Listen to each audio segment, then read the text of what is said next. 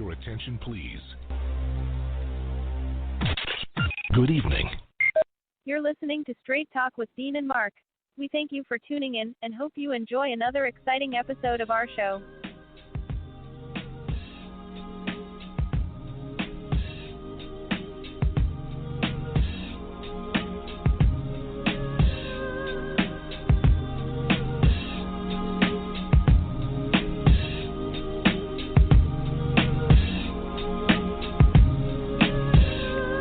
Ladies and gentlemen, welcome to another episode of Straight Talk with Dean and Mark.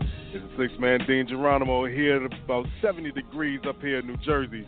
But as always, from NJ to NC, I'm in the studio with my right-hand man, Mark Lee. So, Mark, tell me what's good in your neck of the woods, my brother.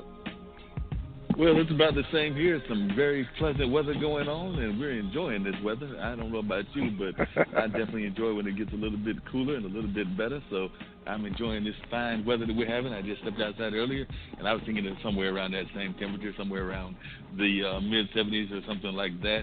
We did have, 2 weeks in a row of some serious rain going on, so it was good to see the sun out and some cooler weather. We do know this is North Kakalaki, so it will be some hot weather coming our way, and they're already telling us to brace for it, get ready for it. It might be coming our way on either Wednesday or it might even be tomorrow or Thursday, but we definitely expect that there will be some hot weather coming our way. It's what we expect around June or July or things of that nature. Of course, everybody here is still dealing with what some people are terming the two pandemics that are going on in our society. The pandemic that is the health pandemic that is going on with the coronavirus and things of that nature. And then it seems like we're in the middle of some unrest revolving around police actions and the killing of George Floyd, as well as just the way that folks are feeling about the way that us as African-American males are being treated by society. So, there have been unrest all over the place. Several cities are in curfew, including just down the road from me over there in Raleigh. I believe they go into curfew at 8 o'clock this evening. And then there are a number of other things that are going on in that category. So we do know that there have been protests. One of the things that I've got to say that I was proud of my city, Durham, was that we definitely had some protesters, and a lot of these protesters are younger. They're probably in the millennium age range, maybe around 18, 20, 30. Not that it's not a wide range, because some of the protesters were even older than me, as well as some that are in the same age range. But definitely I'd say the leadership was a youth-based leadership, and that's in a lot of the cities around the area. But from what I've seen, there have been some folks that have been more peaceful than others, and definitely Durham was one of those. We did have people doing some looting and fires in Raleigh and Fayetteville and some other cities, but not as much in Durham. Durham was very peaceful.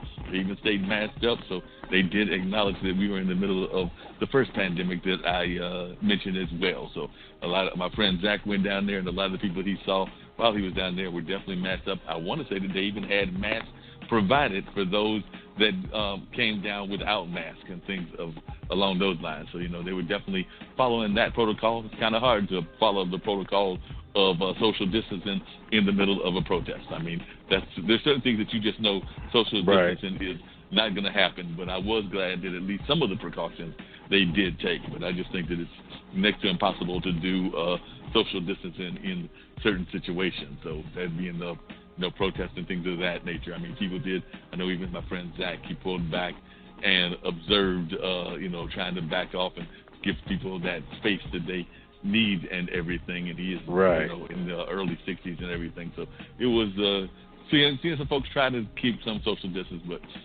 like I said, I think we had several hundred, if not pushing near 1,000 or so here in Durham. They had definitely several thousand in Raleigh. So there was no doubt they were going to have a hard time doing social distancing in that category. So that's what was happening, and that's what's going on here.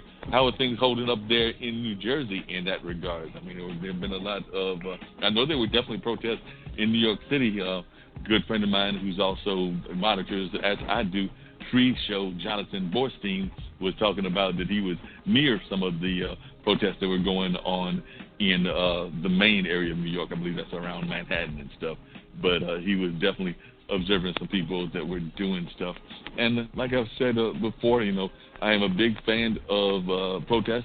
I've also, know that a lot of times protests are going to take both extremes. We're going to have the Malcolm element and the Martin element, and that's just any nature of any kind of civil disobedience. But one of the things I was glad to see was that it was an all age and all types of ethnicities. It wasn't just us out there. There were definitely some of our white allies as well as a lot of allies of other ethnicities. So the Asians were out there.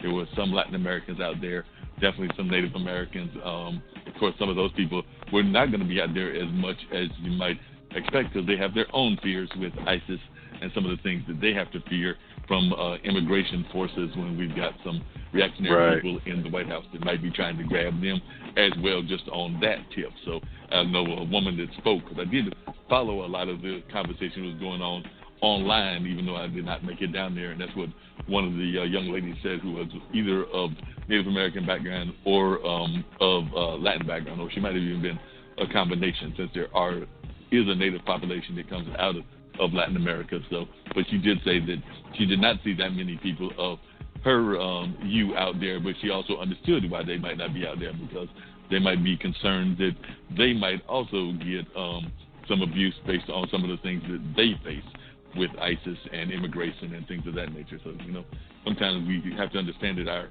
brothers are also getting things from all angles as well. Well, that's true, and it varies from place to place. Those in Trenton are more on the aggressive side and, doing things out of emotion. Then you go down to Camden, New Jersey. Shout out to Camden, New Jersey, because they for years have been one of the poor areas in the United States due to the, businesses leaving and nothing else coming in to replace that.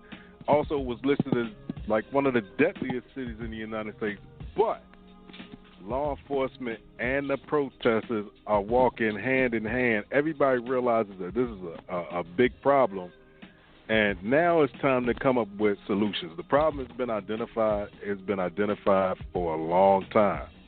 So now you have other individuals that are saying, hey, you know what? We don't like it either.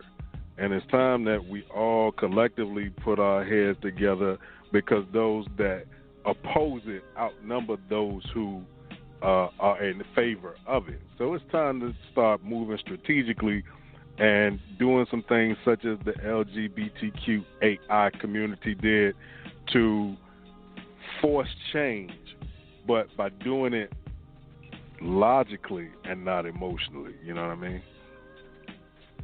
Yeah, that makes a lot of sense, and that's one of the things we got to do, is try to do things on a logical approach. I mean, you are going to have folks that are going to be reactionary, and not just on the right-wing side, but even on what some people might consider the progressive side as well. We do know that there are people out there who would like to disrupt things and, make changes in a very radical approach in their mind. I mean, and that's some of the folks that are doing looting and things of that nature. And some of this is, planned disruptions. I mean, some of it is people that are just having that criminal mindset. I know that you work in the criminal justice system, so we know that all societies have some people with that criminal mindset. They see a building that's not being guarded or whatever, they might go and try to get what they're going to get.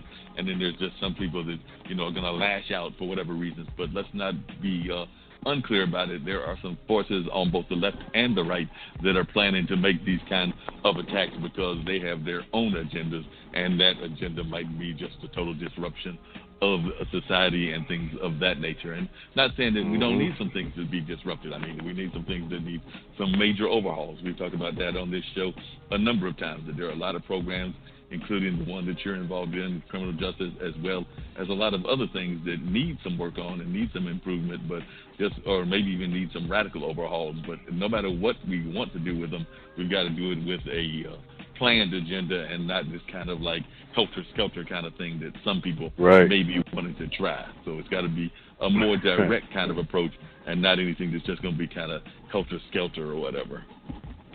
Yeah, you can't go into the fight and not know what you're going to do next. Have a plan. We got to have a plan, and we got to, be able to take some ideas, be able to give some ideas, and then move forward from there. Because if we don't, we're just running in like, hey, we're here to fight. Fight who? I don't know. Well, you don't know? Nah. and then it becomes a big, it's a ball of mess.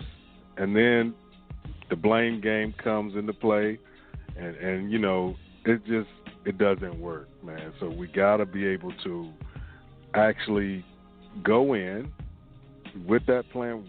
Who is going to be the individual to do this, and this, and be able to articulate what we're looking for. You know, I think people are starting to realize you can yell all day, but then after you finish yelling, what's next? You know, you can't just yell and no one reads minds. You know, all that stuff is for late night TV, Miss Cleo, and we found out she couldn't even read minds. So, you know, you have to voice what you want. Create some sort of illusion and everything. Now, I got to teach you about something that's going on, and then we already got some guests that are in the house, and we're glad to have them in the house. We want to get them involved in the conversation. But two things. One is you might get a kick out of it and everything. There's a thing called Tweet Map, and it actually lets you see who's following your tweets and things of that nature. You know, my good buddy Shree, as well as some of his allies, turned me on to this and everything. So I downloaded it. I checked it out and everything. We had some people that I expected to be following us, some of my activist friends, some of the people that are involved with businesses that you're involved with, some of our past guests, and everything like that. You will be stunned to know one of the names that I saw that was following us, or at least following my tweets, and continuation of that, because these are tweets revolving around the show and revolving around things. Because a lot of what I tweet is revolving around the show. But you'll be stunned to know who one of the people that is following us is. So, you know, just so you know, apparently, you know, we keep saying that we want the Orange Man to listen. Apparently he is listening, because when I looked there, it said the real Donald Trump was one of the people that was checking us out from D.C.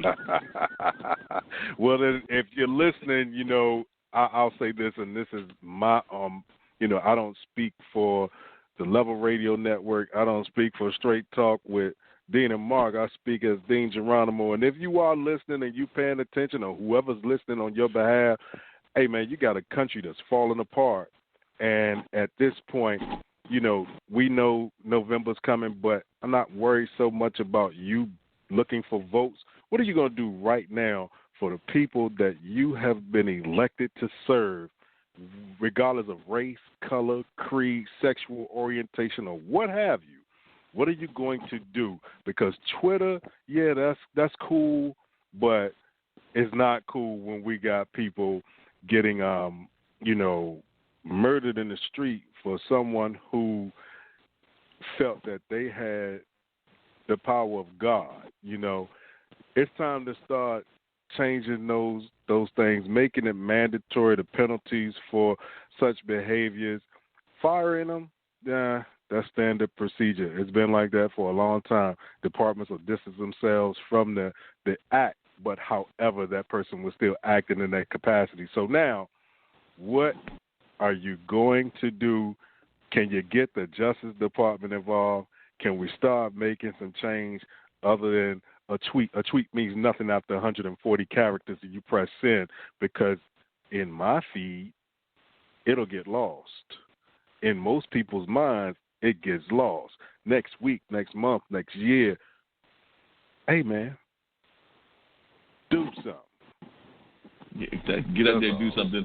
And, you know, folks are watching you, not just apparently he did this a number of years ago, and I did invite her to show up on the show. I don't know if she'll show up today, but, you know, apparently he does monitor a couple of things, because he's mad at a comedian, Sarah Cooper, who is a sister, because she has definitely laid him out and basically, you know, did some very serious satire of him and has a dead-on imitation of him. I was actually watching some of her stuff earlier, and I mean, everything from the mannerisms to everything else. So she's dead on in her way that she puts that on, and some of the silly things and inane things that he says. I mean, I find it hard to believe that he had a quote from George Wallace and then claimed that he didn't know who George Wallace was, or didn't know that that's where the quote came from. And I just find that hard to believe that he did not know at least that little bit of history. But then knowing him, I don't find that all that hard to believe. But then he's also telling folks to go out there and, you know, that the governors are not doing a good enough job, and he wants them to you know, be even more aggressive or more assertive, or whatever word. I think the word he used was dominate, like he's in the middle of a football game or something. Man, he knows who George Wallace is. His dad probably used to hang out with him. But we're going to leave that alone.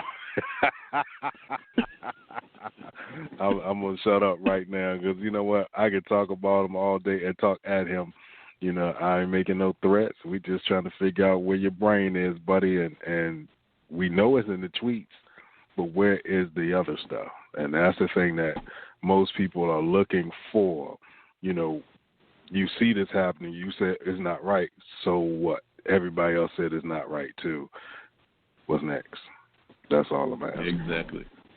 You know, That's what we're trying to figure out is what's next, what you're going to do in the real situation, how you're going to deal with what's going on, and what kind of real changes are you going to make.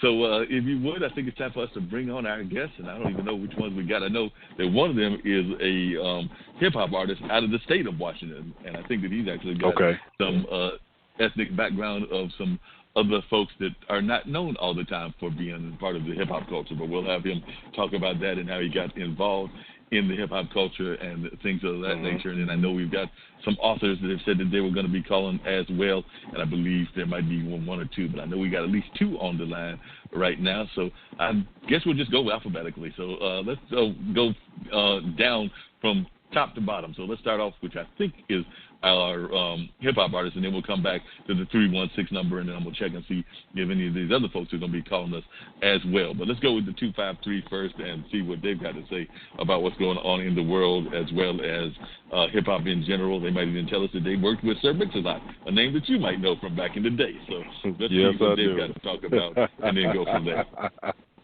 All right, thanks for calling Straight Talk with Dean and Mark. You are now on the line. Caller area code 253, last four digits 2795.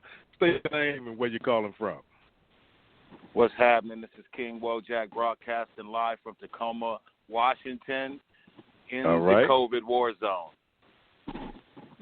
How you doing? Tell us a little bit about how you got involved in this whole hip-hop industry. Like I said, when I looked up the background and your PR person has gotten in touch with me and everything, and, you know, a lot of folks have stereotypes about what the average person would look like that would be hip-hop. And when I pulled up your picture, I was like, wait a minute, this is not the image that a lot of folks might have when they think hip-hop, because if I remember correctly, I want to say that your background looked like it might be of different ethnicities than some people may normally stereotype with hip-hop. But I was just wanting to know how you got involved in the hip-hop game, what you think of the current hip-hop game, and also what you think of what's going on in the world, because like I said, you're in Tacoma. We haven't heard about that far in the West Coast in terms of upper north, the northwest part of the country. We've definitely heard about, you know, California and what's going on in Los Angeles. We've heard about some of the other parts, but we haven't heard what's going on in Seattle and Colorado and some of the other places that exist out there in terms of reactions to George Floyd. So I'm imagining that y'all are like a lot of the other countries, a lot of the rest of the country, and reacting as well. So give us a report as to what's going on in that part of the world, because like I said, I can't speak for everybody that's listening, but I know I personally have not heard as much from Washington. I don't know if Dean has heard that much, but just tell us what's going on and also how you got involved in the whole hip-hop game. And it sounds like you've been in it for a while. Like I was telling Dean, you knew who Sir Mix-a-Lot was, and some folks that don't even remember that name. But, you know, I'm in my late 50s, and I was there when hip-hop first got started. My folks had a radio station in the country of, in the rural area of Warrenton, North Carolina. So we were actually hearing some of the very early hip-hop, but that station was on from like the late 70s on through the mid to late 80s. So it was on for about 10, 12 years, which we know that was some of the early days of hip-hop. So tell us how you got involved. Well, greetings. I am Mark Womack, family member of Bobby Womack. I'm 50 years old, folks, so I just turned 50 January 7th this year. So I have the blessings of being, experienced through all the genres of music from the 70s on up to now. And so I got into the music industry by just listening to our local radio stations. Sir Mix-a-Lot was one of my big mentors. I had the blessings and the timing to meet Ice-T, to meet Sir Mix-a-Lot early on in the days before all this hip-hop became a big, social thing. I had the blessings of just meeting them and letting them know that I had, a love for what they do, and I wanted to do it too. I started off as a DJ, and then I switched over to being an MC after, we had, because we were walking around battling in Tacoma and having local battles and imitating Beat Street and Crush Groove and trying to break dance and do battles and beatbox and stuff. So I mastered all the elements of hip-hop in the early 80s and the 90s. And I was fortunate enough to be chosen by Nasty Mix Records with a group called Criminal Nation. We got a record deal with Nasty Mix Records, and we got distributed. And I was on tour with Sir Mix-a-Lot early on in the early 90s with a group called Criminal Nation. Black Power Nation was my first single, which was played on BET, MTV. We burned the cross. We had to reverse racism. We chased the skinhead through the bushes, through the woods. You know what I mean? We was just basically saying, this is what happens. This is what you do to us. Let me show you what we do to, what it would look like if we did it to you. And so that was my basic introduction to hip hop. And from there, I got blackballed. I got robbed by the system. The Governor Locke was involved. Ed Locke was the owner of Nasty Mix. These folks just robbed the community of great talent. And so Nasty Mix was the first independent record label to ever go platinum and gold off any of their artists, which was Sir Mix-a-Lot first and then a couple other groups second. But I was one of the groups that was on there, and I started off mimicking Public Enemy and mimicking NWA. That was my style. Them were my two mentors, and Rakim was one of my, and LL Cool J was one of my teachers. So I was a intelligent battle rapper, but had some hate and anger in my soul for the system that was raising us and that we were being raised in. So that was the start of my whole career of being just a militant-minded rap artist. And to this day, I still produce, that type of music because I believe that the time is coming that we are going to have to face the trouble that's brewing in America. Chickens coming home to roost. I study Malcolm X. I study Marcus Garvey. I just know that these things are going to return home because we haven't addressed the fact that we're being hunted by hunters and killers and natural-born killers and stuff like that. Hip-hop has raised me. Public Enemy has taught me. It takes a nation of millions to hold us back. Fear of a Black Planet. It's basically a real war of the mind, body, and soul out here with these folks, and I'm just the instrument of, I protest through music. My music is King Wojak. KingWoUniverse.com is my website, and I produce militant music. That's it. Yeah, and that's the kind of music we need. I mean, we've definitely been needing it for a while, and you've said some very powerful things in what you were saying, because you were talking about how you feel that this is a new age and how a lot of folks are recognizing that they're got to take back to the streets. And like I said, we've had folks doing protests throughout North Carolina. I know there's been some in New Jersey and New York. I imagine there were probably protests in the streets even there in the Washington area, possibly even in Tacoma. So did y'all have a lot of the protests going on these last couple of days revolving around the killing of George Floyd? And it sounds like your music has been dealing with these issues for a number of years. I mean, like you said, you came up on Public Enemy. You came up on a lot of folks that have been talking about this for years and talking about the fact that it was going to be a time that the youth were going to rise up. And it seems like this is what this is a more youth-based kind of movement. More of the youth seem to be trying to be at the leadership level of this whole new movement. And it seems like they are, I know we've said this about past generations, but this generation even seems to be even less willing to take the BS that a lot of other generations have taken. Of course. And this generation is a wild bunch. They're unruly. They don't want to take the crap that the system has been dealing to their parents, grandparents, and families before that. And so it's our generation, the 50-year-olds, which should be voicing the leadership for the youth, because the youth they don't believe that we are going to save them, that we, believe in the same struggle that they believe in, but we are all connected by one. They just are ready to go, and they do need some leadership. They do need some real grown men. That's why the music is important, because the music didn't lead them. The Migos are not talking to them. All these new rappers, the Hippie Reds, and they're not talking to the youth. They're just talking about the culture of drugs, guns, selling, and being indifferent. And I just, and anybody, you can do what you want, but that's what the generation right now is listening to. They're not listening to no type of Public Enemies, no Chuck D's, no, KRS-Ones, because that's what raised me and let me know that the police, F the police, I don't mean, cuss, but you already know the music is F the police and 911 was a joke. And these things are real facts that, our education was hip-hop. Listening to the radio, sitting by the radio, listening, watching BET and MTV and watching all the videos when the music was pure. Now the music has been hijacked. It's been tainted. The system, the rich folks, they know what the music can do, and so they do not want no Public Enemies. They do not want no King Wojak. They do not want no KRS-Ones rising and having the people feel like this is what we need to listen to, because we talk that talk.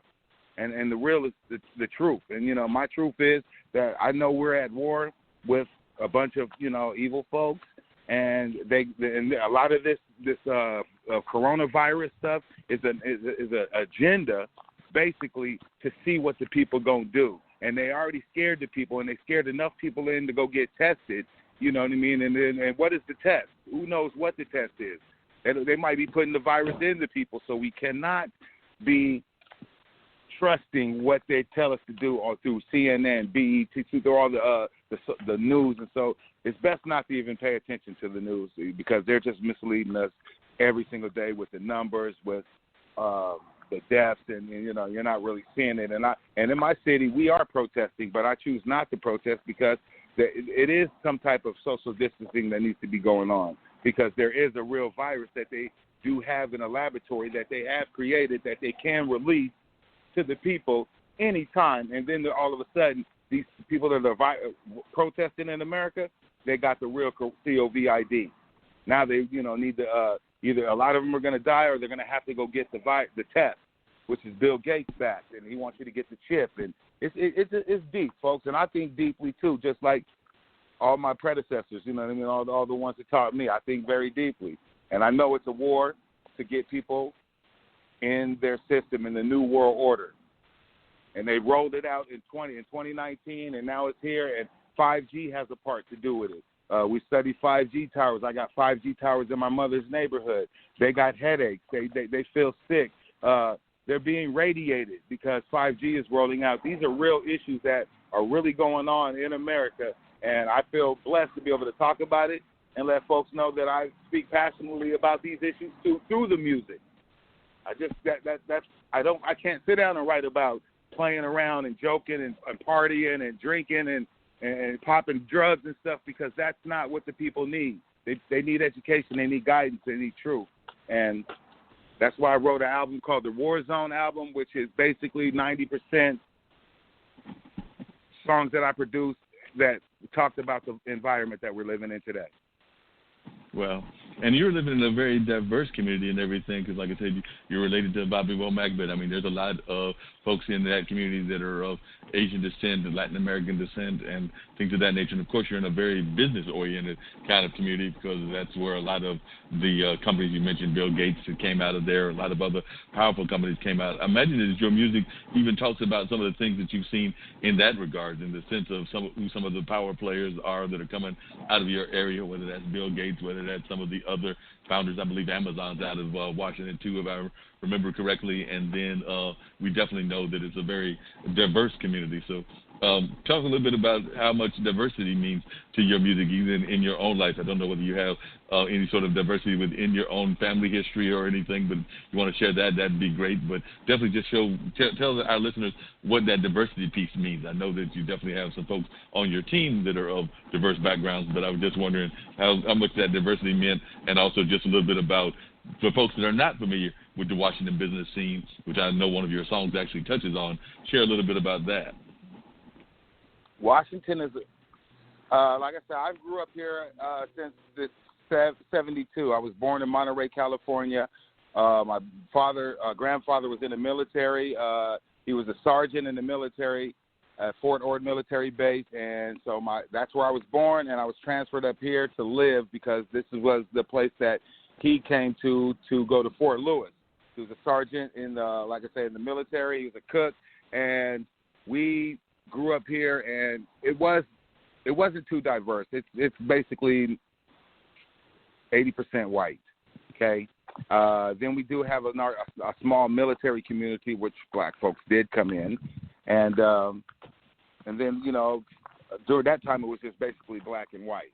You know what I mean? Because I grew up through the 70s, 80s, 90s, and I went to school, and small black community, very large white community. Then we had Mexicans, and then we had Asians move in too. So we're all still small. We're all still small percentages, but just growing up here, I remember when the first day I experienced racism. It was I was on the north end. I was 15 years old, chasing my dog, and he went across the street, and a couple of white boys rolled up and popped a can of beer and called me nigger and sprayed it in my face and rolled off laughing. And I didn't know what that was. I ran inside, told my mom. She wiped the beer out of my face and told me that, this is, and basically that was my introduction to Washington State. And then I was aware early on then that there's an element out here that, you have to pay attention. You have to watch where you're going. And so growing up through that time, it kind of gave me a little bit of edge, a chip on my shoulder.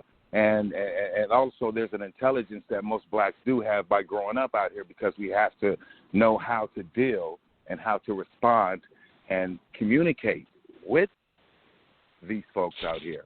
And so you have to have some education. And so, it's just you have to just be mindful of that. They demand. It's not a lot of racism, but it is racism here. It's under the blankets, but they let us kind of breathe a little bit out here. But I've been to jail several times. There were just traffic tickets, just harassment for the police department. We had a large gang activity during the 90s with the Crips and the Bloods.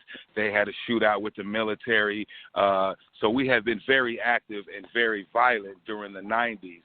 Because of hip-hop, because of NWA, because of Crips coming up here from California to sell dope here in Tacoma, Washington. And, they've seen Ice Cube up here. They've seen Spice One. They've, all these artists that were really about selling dope and living their life, they were really up here in Washington State selling in Tacoma, Washington.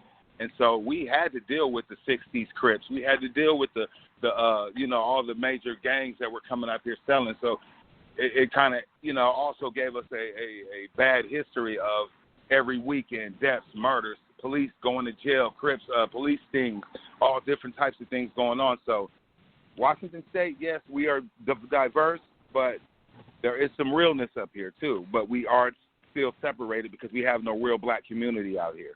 And that's the truth. The fact is we just have no black community. Black folks don't know how to stick together. And there's an element of folks saying, they don't want to be. They don't want to be black. They just want to, be included. They want the inclusion into white activities. And so that's the type of life is. I'm still black, 100%. I just have to keep quiet and speak through my music. It sounds like your music is doing some very powerful speaking. It sounds like it's been going on that way for a while. You mentioned some of the people that inspired you. Definitely your, I guess it was your cousin, Bobby Womack, and I've been a big fan of his. Grew up listening to jazz and blues as a teenager, and have actually had the pleasure of seeing Bobby perform here in Durham a couple of times, but at least once, maybe 2 or 3 times, but definitely had the pleasure of seeing him perform in this area. So I know he's an amazing performer and definitely follows that blues lineage of like Buddy Guy, John Lee Hooker, so many other great blues artists, but that's just kind of the music that I like. But I also love the jazz of John Coltrane, Thelonious Monk, and many others. But in addition to the hip-hop artists, who were some of the other artists that you were growing up listening to that really inspired you to get into the musical game? And what kind of advice do you give for others that are thinking about getting into the musical game? Like I said, you've been doing it for a number of years. You've seen the bad parts of the music game. We've talked about this on this show before. We've been doing this for about 6 years, about the things that go on with the industry, how radio is controlled by basically 3 or so entities, and they don't do that much releasing of new music. So definitely tell us a little bit about that and what your thoughts are on that. Well, radio, we boycotted Cube 93 in 1996. And that was the summer of 96. We boycotted Cube 93. summer of '97, we had to do the same thing, boycotted Cube 93 for not playing local acts. And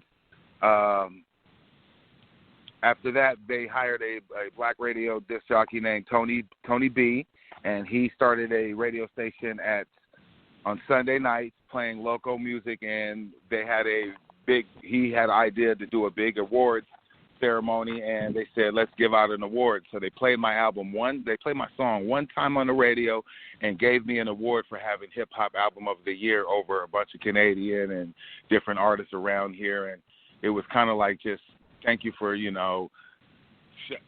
shutting down your protest and being quiet. And I went and accepted my reward and said what I had to say about the system, about the music, the radio, about them being fake and phony and not playing and breaking artists instead of, just playing what people are paid, because it started becoming pay to play. And I was, real close to DJ Nasty Ness, so I recognized the pay-to-play system because, he was telling me the little ins and outs of the game. I used to be able to go to Sir Mix-a-Lot's house and sit with Sir Mix-a-Lot because I was one of his favorite artists that he liked coming out of Tacoma, Washington. So I had the privilege of going and riding up to his house in Auburn and sitting with him. He'd tell me stories about LL Cool J getting beat up at the Skate King in California, and he just, would fill me in on stories of what's going on in the industry, and I would just be a kid to listen to him. And his test was for you to be able to come around Sir Mix-a-Lot, he would leave money and gold and jewelry and all types of expensive things around his house.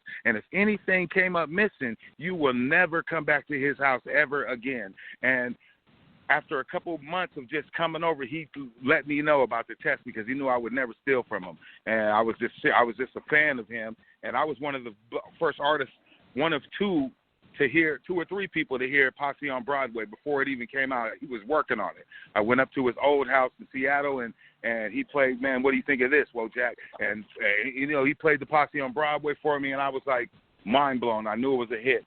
And it was a blessing to have him in my corner at some point, but when he left Nasty Mix and sued Nasty Mix, he went for self, and he left everybody else out to dry, and he let Nasty Mix rob all the artists, and it was a crazy time. I still don't have my masters. The owner of Nasty Mix, Ed Locke, he became a female. He took some money from Ichiban, $50 million for a distribution deal with them, and took the money, sold the masters, and he became a female in Seattle. And to this day, his name is Sheila Locke. We're friends on Facebook. They still promote Nasty Mix Records to this day and crap like that. But I got a real story to tell about the nightmare some of these artists face going through this crap with Nasty Mix Records and Ed Locke and Larry the White Guy. People think it's funny, you know what I mean? They ran a scam, man. And it was the first major record label to have major distribution and without no radio play worldwide. They didn't have New York backing them. They didn't have no major labels in LA backing them. They were the first.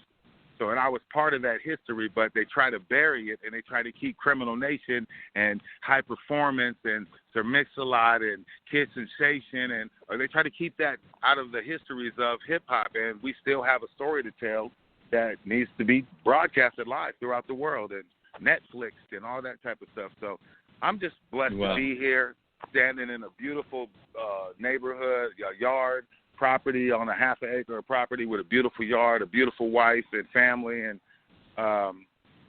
I'm watching TV every night, and I got things to say about the looters and the opportunistic looters and the Klan that's involved and the police that are on the other side inciting the riots because they want dissent in America. They want to roll out their military force. They want to roll out the guns that they're building. They want to go out here and kill 500,000 natives. They want to go out here and kill a bunch of black folks, basically, and lock them all in jail and get them in their little plantation and their little places. So I know what the plan is, and I'm just hoping that the young don't know this. Our age, our 50-year-olds and up that sit back and do some YouTubing and watching TV and stuff, we're aware of some of these plans, the Agenda 21s, the population control and stuff like that. So it's so disheartening to watch every night cities burning up and fighting and erupting, and knowing that there's some people on the other side that want the destruction of our people. and I hate that. Yeah, that's a very and I don't disheartening hate message much. that you give them, but very true message and everything, and that's very much truism. I need to get a couple of our other guests on, but definitely want you to stay on the line. I'm sorry. And really quickly, if you could, tell us about the kind of, like, we've always heard that battle between the West Coast and the East Coast. How real was that battle in your mind? You were there in the middle of it. Of course, we know Tupac, we know the Biggie stuff, but, you know, was it as big of a battle as people tried to make it out of? Definitely there were some fatalities in that battle, but was it as much of an issue as some of the media folks have tried to make it out to be, or did you think that it was less of a struggle as what it is portrayed as? Well, here's the deal. I did travel to L.A., and I was friends with Jam Master Jay. Had to play. You know, this thing about me, Mark Womack, I had the pleasure. I don't know what it was, but God put me in the places, in the proper hands of several people.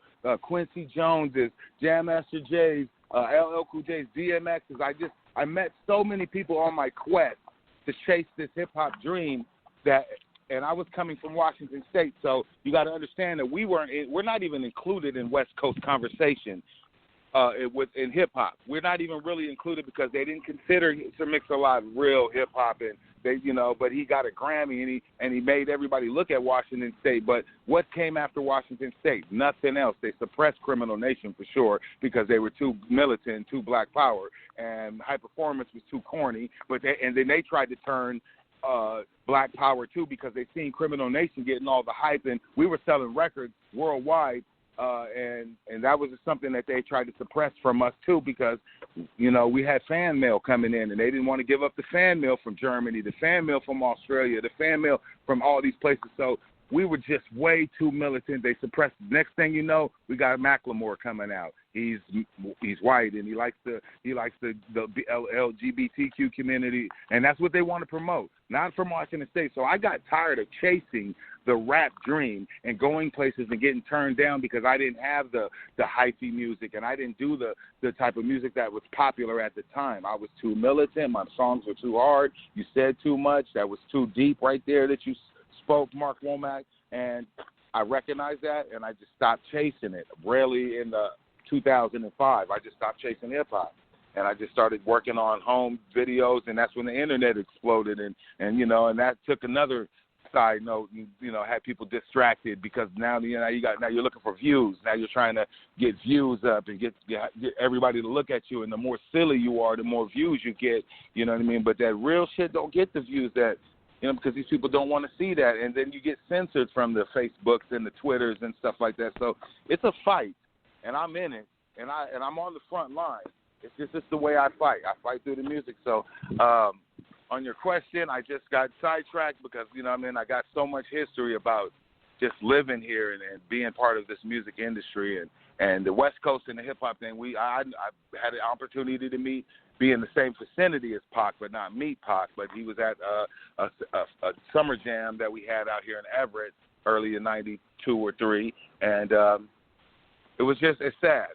It's sad that, you know, they tried to promote it, but we were, like I said, we weren't allowed to even have an opinion about it because West Coast does not respect the Northwest in the hip hop industry, if you understand what I mean. Yeah, definitely can understand that. I do want to continue the conversation, but definitely, and I'm seeing my good buddy Dean, because I think you emailed us some of the music and everything, but I want to continue the conversation about hearing from some of our other folks that have called in. But don't get off the line, because we definitely want to play some of your music, but I also want to hear from Samantha Inman and Deborah Blum, who is an author and everything. So definitely stay on the line, but right now I'm going to bring in Samantha Inman, who is one of our guests as well, and is a actress in training, and also going to be a published author. So Samantha, are you there with me? I'm here. How are you doing? So you guys been hearing the gentleman talk about his quest within the music business and things of that nature. You've had some struggles of your own trying to get into this game and everything. So tell us a little bit about where you're calling from and some of the struggles that you've gone through. Because like I said, you're an actress as well as about to be, your website says, soon to be reckoning published author, so I can't remember if the book's out or not, but you'll clarify and let us know where we are in that journey and everything. But definitely share your story and what it's all about. Absolutely. So I was actually born and raised in Kansas. So I'm actually calling from Alabama, and I got my degree in California in theater arts. So I'm a theatrically trained actor, and the acting world is so much more superficial than it really looks. It looks really put together and very superficial, and, it's all about how you look and how you appear on film, and I'm not your traditional bombshell, and I've got brains, and I like to use them, and that's kind of something that Hollywood, for a long time, is still having trouble getting their heads around, is that, oh, yeah, women actually have brains. Okay. I've been struggling as just an all-around entertainer for a few years. I'm not terribly old. I'm only like 24, so I'm not really old. But it's been a struggle since I was a kid, because I knew I wanted to be into the entertainment industry. I knew I wanted to do something and to be a part of something that was bigger than myself. And I found that when I got on stage for the very first time.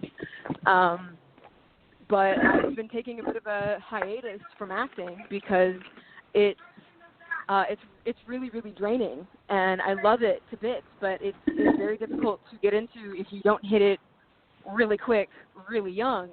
And that's not to say that you can't have a really long career and get into it later. So what I'm trying to do right now is I'm focusing on my 2 books that I've got, and I'm working on the 3rd. I've got the first one, which is Tea Time. It's a mystery thriller novel. It's just kind of meant to be something fun, but it's meant to be the idea of how much of history do we actually really know from both sides? Like, do we know everything about history? And the answer is no, we really don't. A lot of it was missed, or a lot of it was burned in a lot of cases historically, and it's been a really interesting journey, and I've also gotten into photography, and I really, really love photography, and that's another creative outlet that I have that is going pretty well, but it's also a struggle. So, but like they say, anything that's really worth it is kind of worth the struggle that you go through. So that's kind of my viewpoint, really, is just to kind of keep fighting and don't give up on it.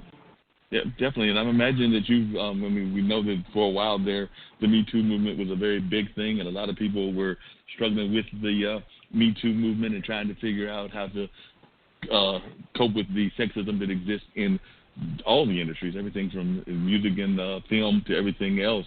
You said that you're definitely a younger person, but have you had any dealings with that? Have you had to fight that yourself? Because I know a number of people, even in that younger age, have had to fight with that. And, of course, we are seeing people of, I would argue, your generation that are actually taking more of a leadership role, even in some of the protests that are going on and everything. So just wanted to hear your perspective, both in the Me Too movement and how it's impacting the industry, but also your perspective of youth being at the forefront of some of the protests that we're seeing around the country.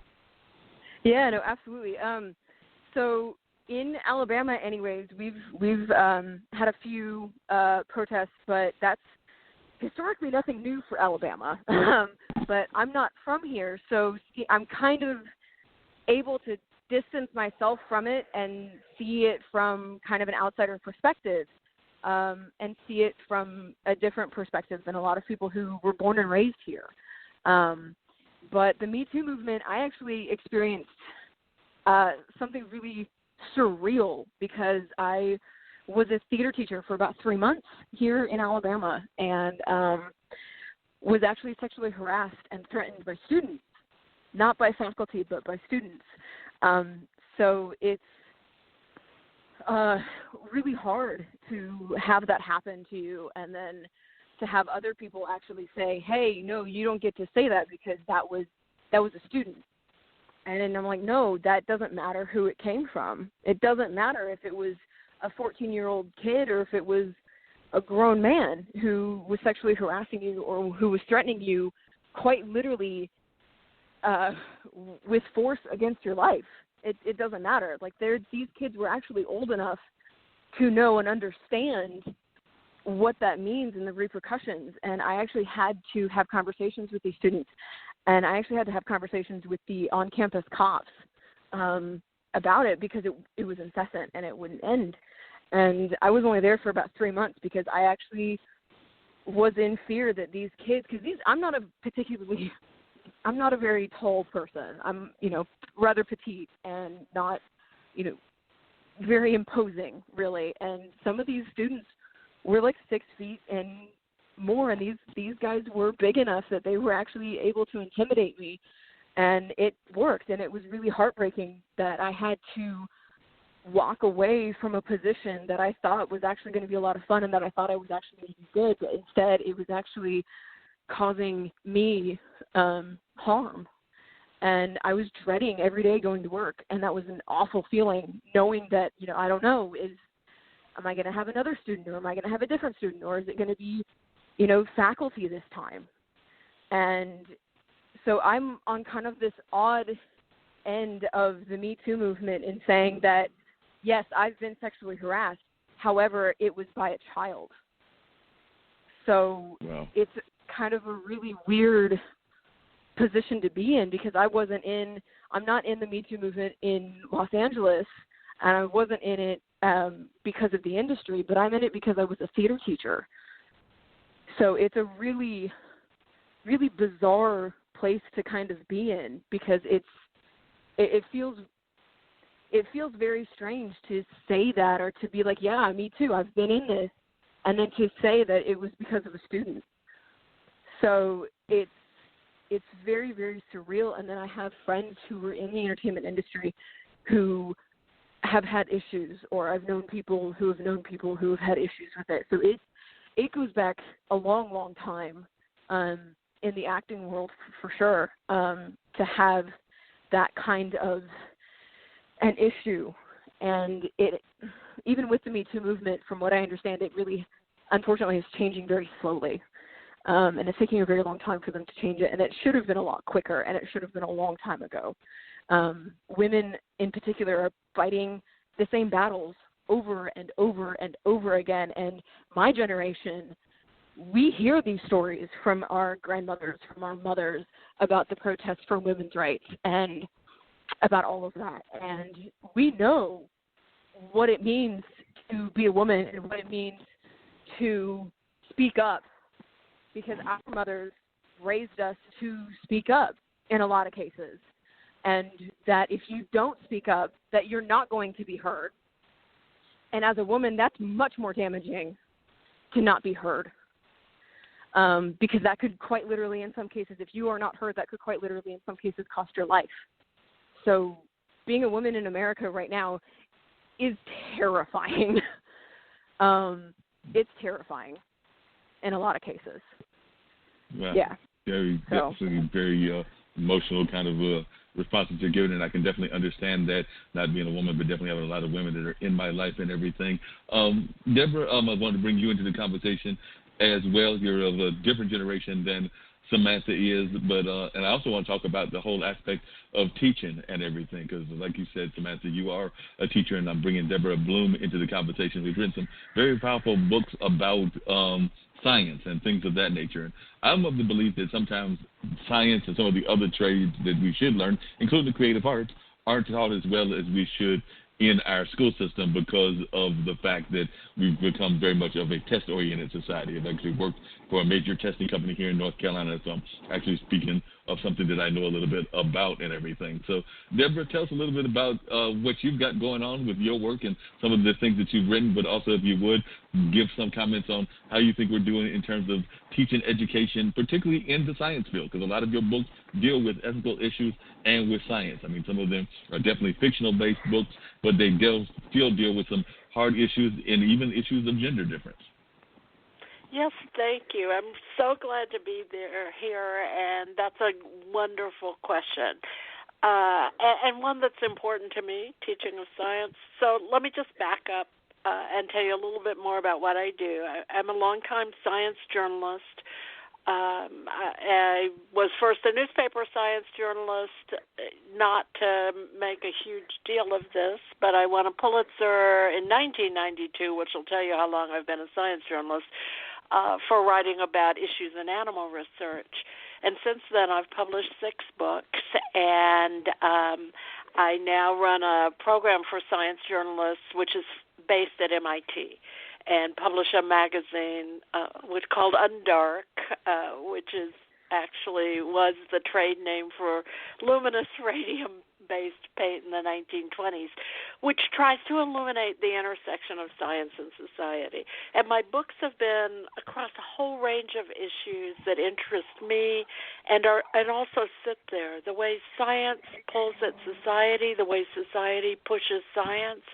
So I've written about a book about animal research, about gender differences, about the science of love and affection and the importance of that in developing normally, about ghost hunting at the turn of the 20th century, and then 2 books. I've been mostly focused on toxicology and things that are poisonous in the last 10 years. So I wrote a book called The Poisoner's Handbook, which came out, it's been 10 years, which is about how to catch a killer, how to catch poisoners, and the invention of forensic toxicology.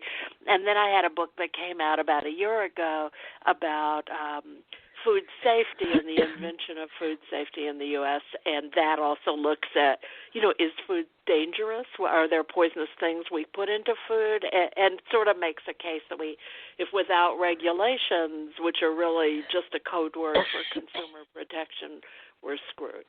But underlying all of that it gets to my point about teaching. Everything I write about is science in your everyday life. I don't really write about other planets or beautiful, gorgeous stars or things out there in the cosmos. I'm really interested in science, if what you eat and what you drink and what you breathe and what's in your home and the way science builds our everyday life and the tools we need to navigate that. And so it's really important to me as we're teaching people about science to give them the tools to navigate a world that's driven by science and technology, that's altered by science and technology, so that when you're looking at everything from do I need a vaccination for COVID-19 to what is climate change going to mean in my life to what can science tell me about whether my dinner is safe, people need to be able to navigate that with some common sense. And so this is a long wind-up, sorry. And so we don't necessarily, especially in K-12, teach science the way I would like to teach it.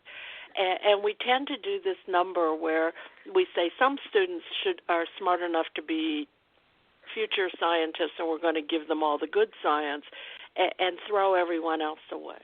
And what I would really like to see in the education system, and I'm going to give you one quick example of this and then I'll shut up, is something that says, yes, for people who want to be scientists, you go ahead and take math physics, right, which was in my son's high school when I was in Wisconsin.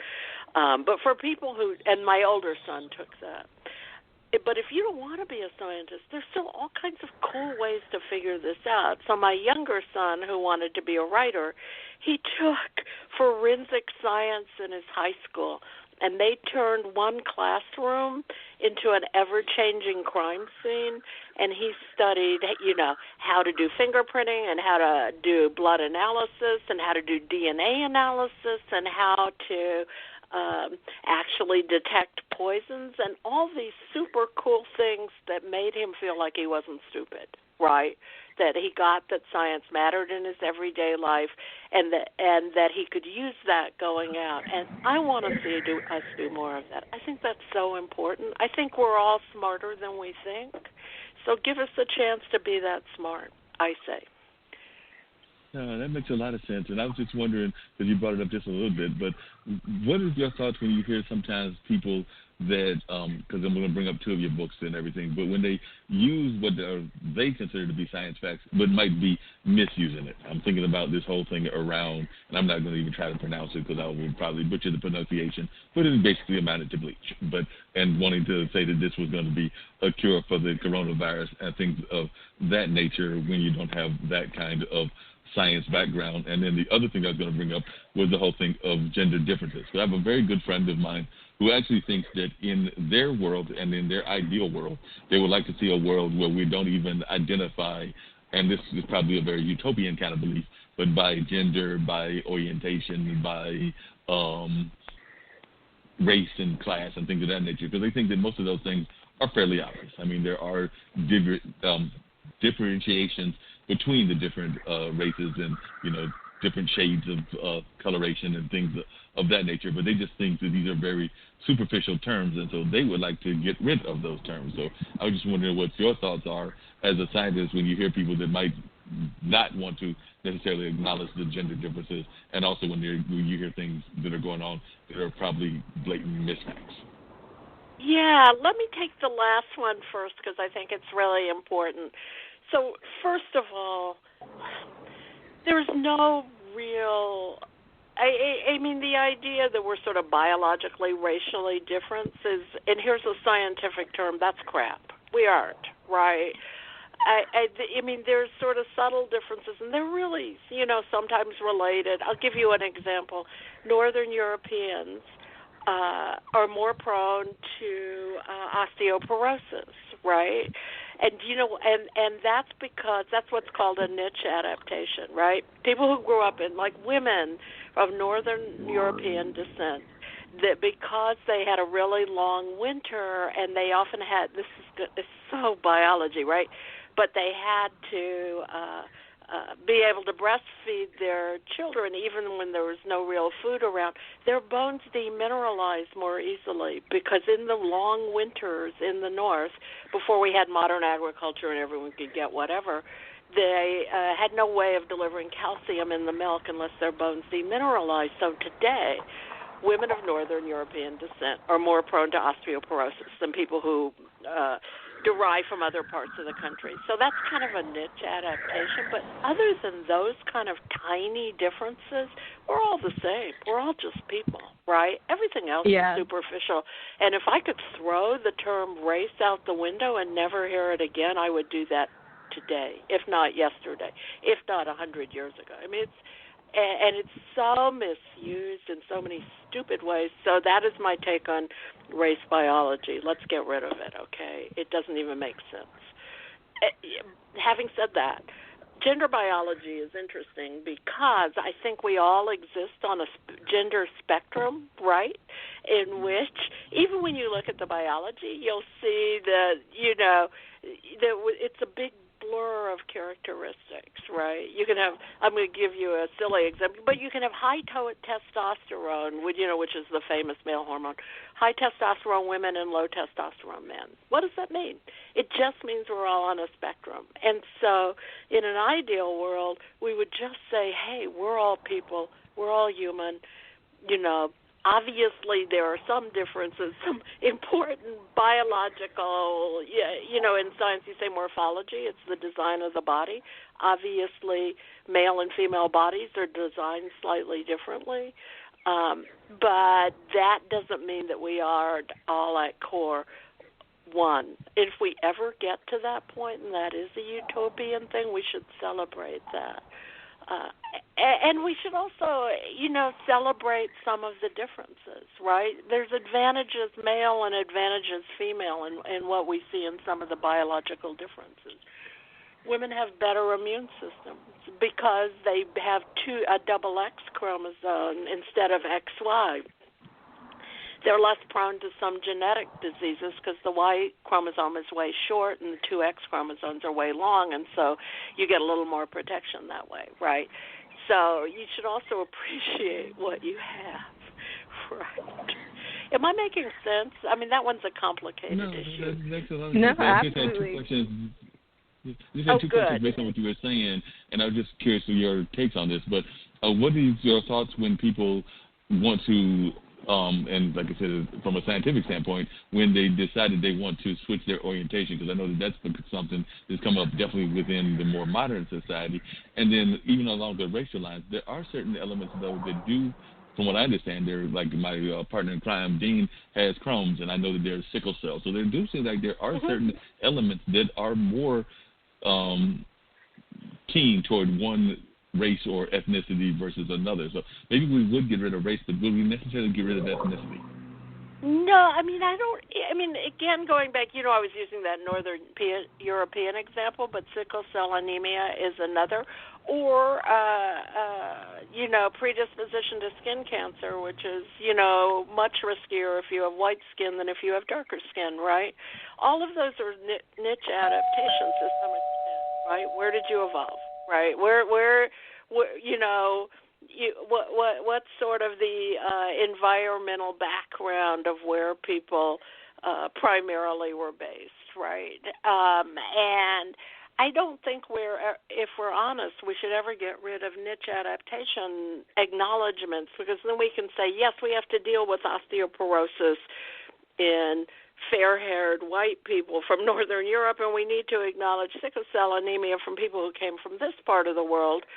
But that's different from what I see as the manipulative political way we tend to use race, and that's what I want to get rid of. I'd love to get us to a point where we could be honest about all these differences. And on the question of, say, transgender issues and the blurring of those lines, I'm glad we've gotten to a point that we can accept that on the spectrum, some people, are need to actually adjust. Make an adjustment to acknowledge their own biology, because biology is slippery, right? And so you are going to see people who, may eventually have first been called female and switch, and then recognize that they need to be male and vice versa. I think that's fine, right? I think that's normal. I think the more that we just accept that, gender biology is a slippery curve, and that we all kind of blur the spectrum in different ways, the more respectful and better off we're going to be. I don't personally have a problem with that. It's interesting because early on the book I wrote about gender biology came out about a little more than 20 years ago, actually, and it was really focused on an idea that interested me, which was if we're all biologically equal, male and female, and this goes back to your earlier conversation. If we're biologically equal, why aren't we equal in power, right? Why not? If we're so equal, if biology gifted us equally, how come so often it's a male show, I say? And so that book really was examining that question. And I think that's still a legitimate question. It looked at everything from different male hormones to biology of what we know about violent the difference in sort of aggressive behavior between the two sexes, right? What does that really tell us? But I think we've come a long way since that point. I hope we have. I hope we're certainly more tolerant than we were when I wrote that book. Not as tolerant as we should be. Yeah, that's one of the things that I want to bring in my final guest for this particular show, Robin Parrott and everything. But that's one of the things that I did notice, particularly about even the protests that have been going on, is that I know here in Durham, and I would argue throughout from what I've seen on well, I've been mostly looking through the computer because I don't really watch as much TV lately as I probably should and everything, but I've been watching more of the coverage on the computer in this network. Me too, actually. But that being said, I've noticed a lot of, definitely, as I said earlier in the show, a very youth-oriented kind of leadership, and it's also been a very wide range of ethnicities, types of people, everything. So it definitely seems, it almost kind of reminds me of what people have portrayed, and I was only a little kid at the time, the true civil rights movement of Martin Luther King and everybody as being. So it definitely seems like it was a different kind of approach and everything. So that's what I've noticed, is it definitely seems to be different in that regard. But I did want to move into talking a little bit with Robin, but I want everybody to stay on the line and everything because we still got about less than an hour to go. But Robin, tell us a little bit about Pretzel Kids and what you're involved with, because you're definitely talking about mindfulness, which is something that also is very important in our society with the yoga and the way that you are getting kids involved. But that's just part of what you do. So tell us a little bit about what you've got going on and what our listeners should know about your organization and how it came about. Yeah, thank you very much. Thanks for having me on your show. So I can start by saying I am the founder of Pretzel Kids Yoga, and we are a nationwide kids yoga company offering classes in all across the country and in some other countries as well. And we also offer a training, an online training for those who wish to teach classes, our proprietary classes in their community. So that's pretty much what we have. Our brand is growing, so that's pretty exciting. And we're in schools, we're in gyms, of course, when there's no coronavirus, so things have changed a bit. But at the moment, we're offering a lot of online options for kids. So that's been a really great resource for families, especially now that so many are home and the kids are so stressed out.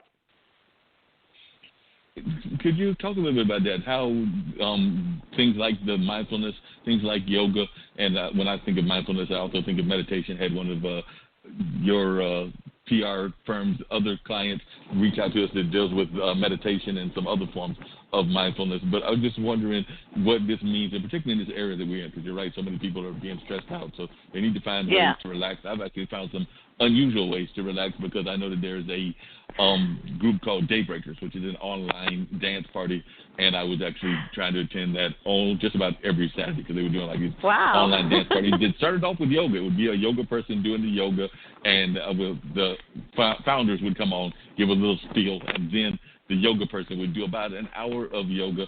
I am not going to lie. I have tried to do yoga, even trying to follow those steps. It is not as easy as it looks. So, like I said, I've had friends that practice yoga. I've had some yoga friends that are yoga instructors here in this area that I'm in, but which is Durham, North Carolina. And I was just, like I said, I tried to follow some of the moves.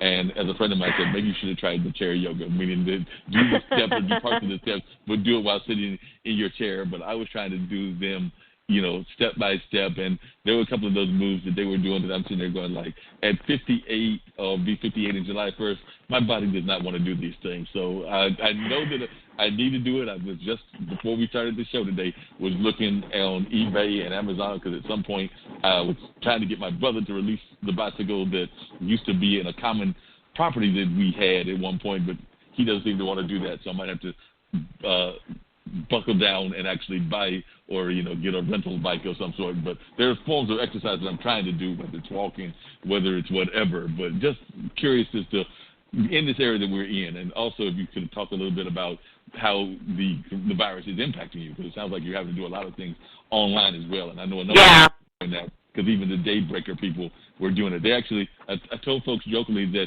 I felt I was in withdrawal last week because they did not, not last week they actually did it. I just missed it because of some prior engagements and everything. And then I missed the week before because they took a week off. So I'm actually 2 weeks behind. So I'm really going to probably have to get my dance school involved in this Saturday because I've already missed 2 weeks of it. So it'll be almost a 3-week gap since I last got my little bit of dance steps going. Yeah, so it's definitely been interesting, and we've definitely had to shift with the coronavirus to offering a lot more online programs, which we were already doing before this. We just sort of amped that up.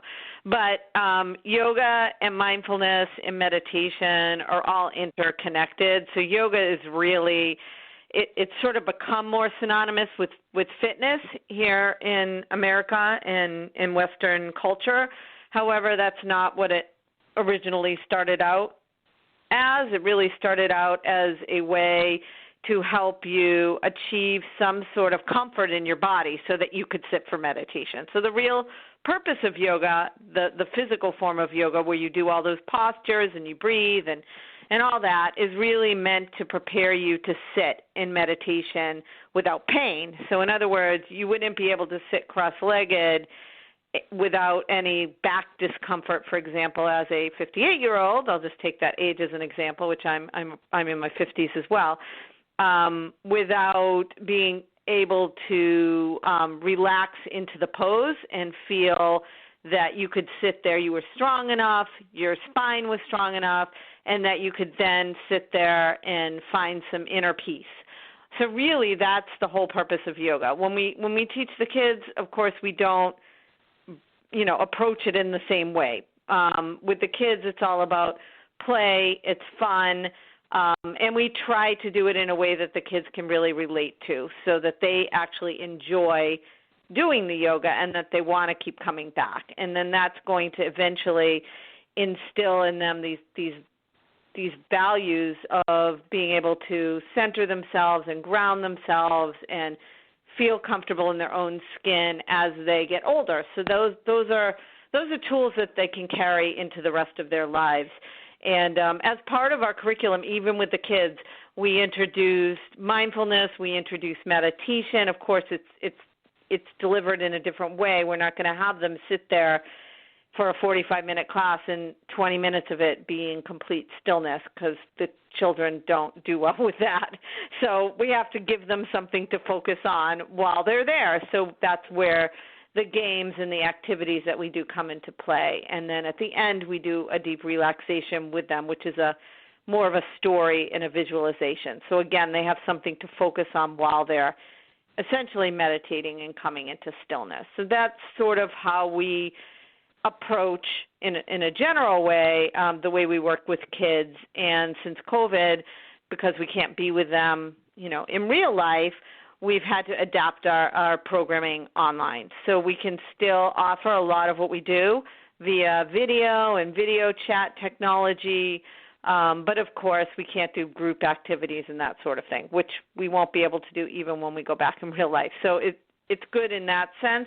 We've adapted the curriculum to social distancing online, and those are the same type of classes that we'll do when we get back with the kids live.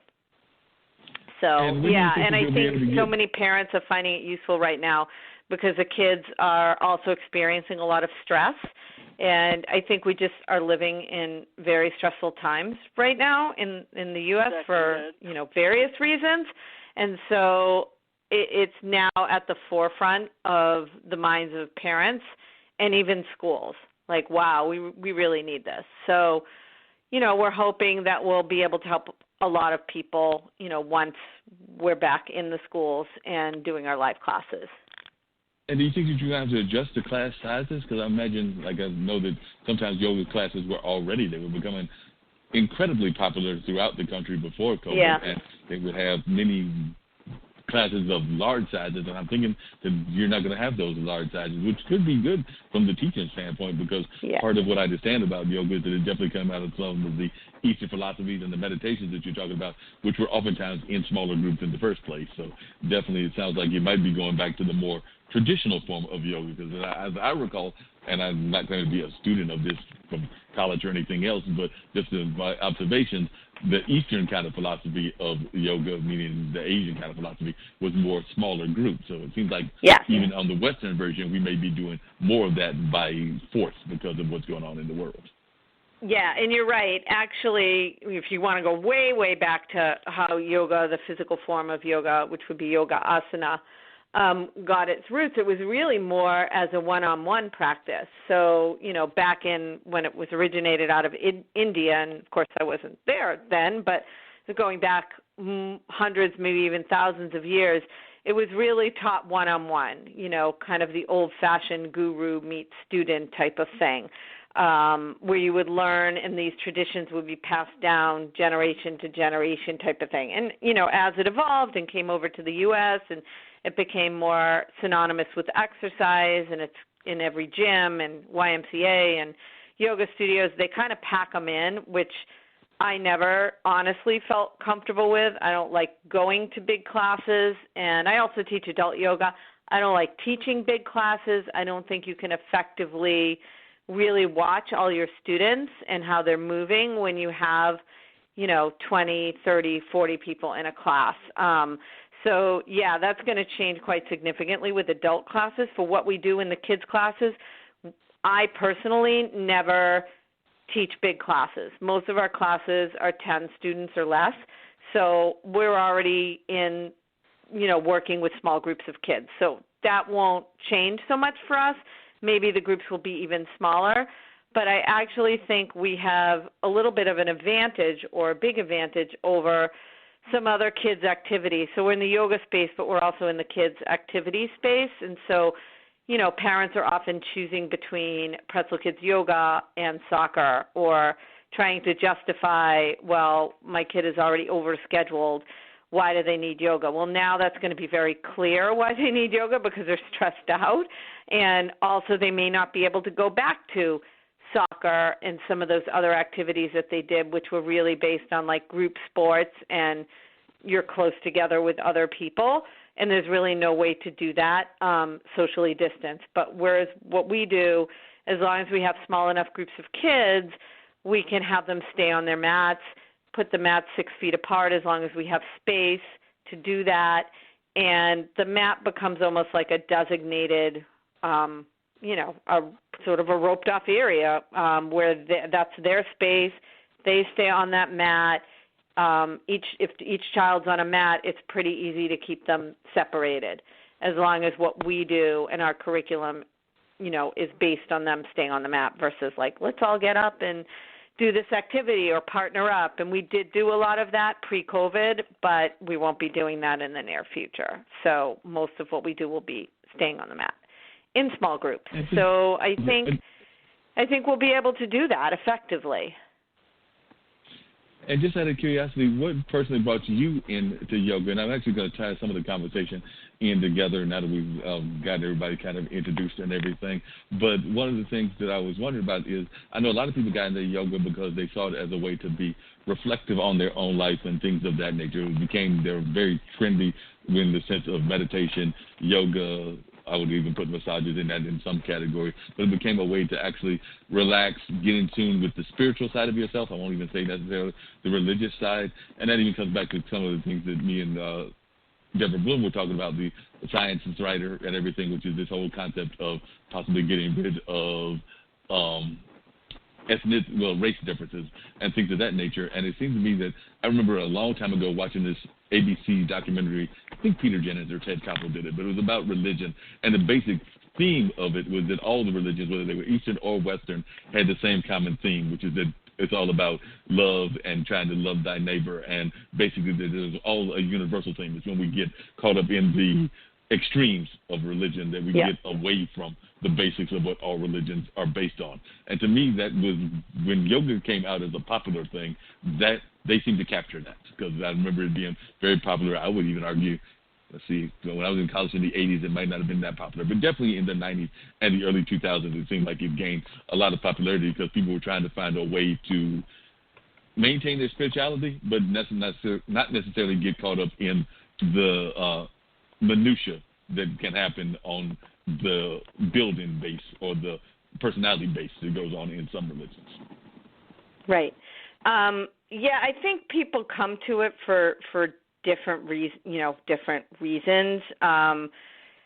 A lot of people come to it to exercise. Like someone told me this was a great way to stretch and get fit, and other people come to it because they had an injury that they're trying to recover from, or they had an illness, or some people even come to it for emotional reasons. They're dealing with a lot of stress and they need something to help them achieve some sense of calm. So, you see, as a teacher, I've seen people come to it for, all different reasons. So it's very personal. For me, I originally started practicing yoga as a way to regain strength from a serious illness that I had from 1999 to about 2002.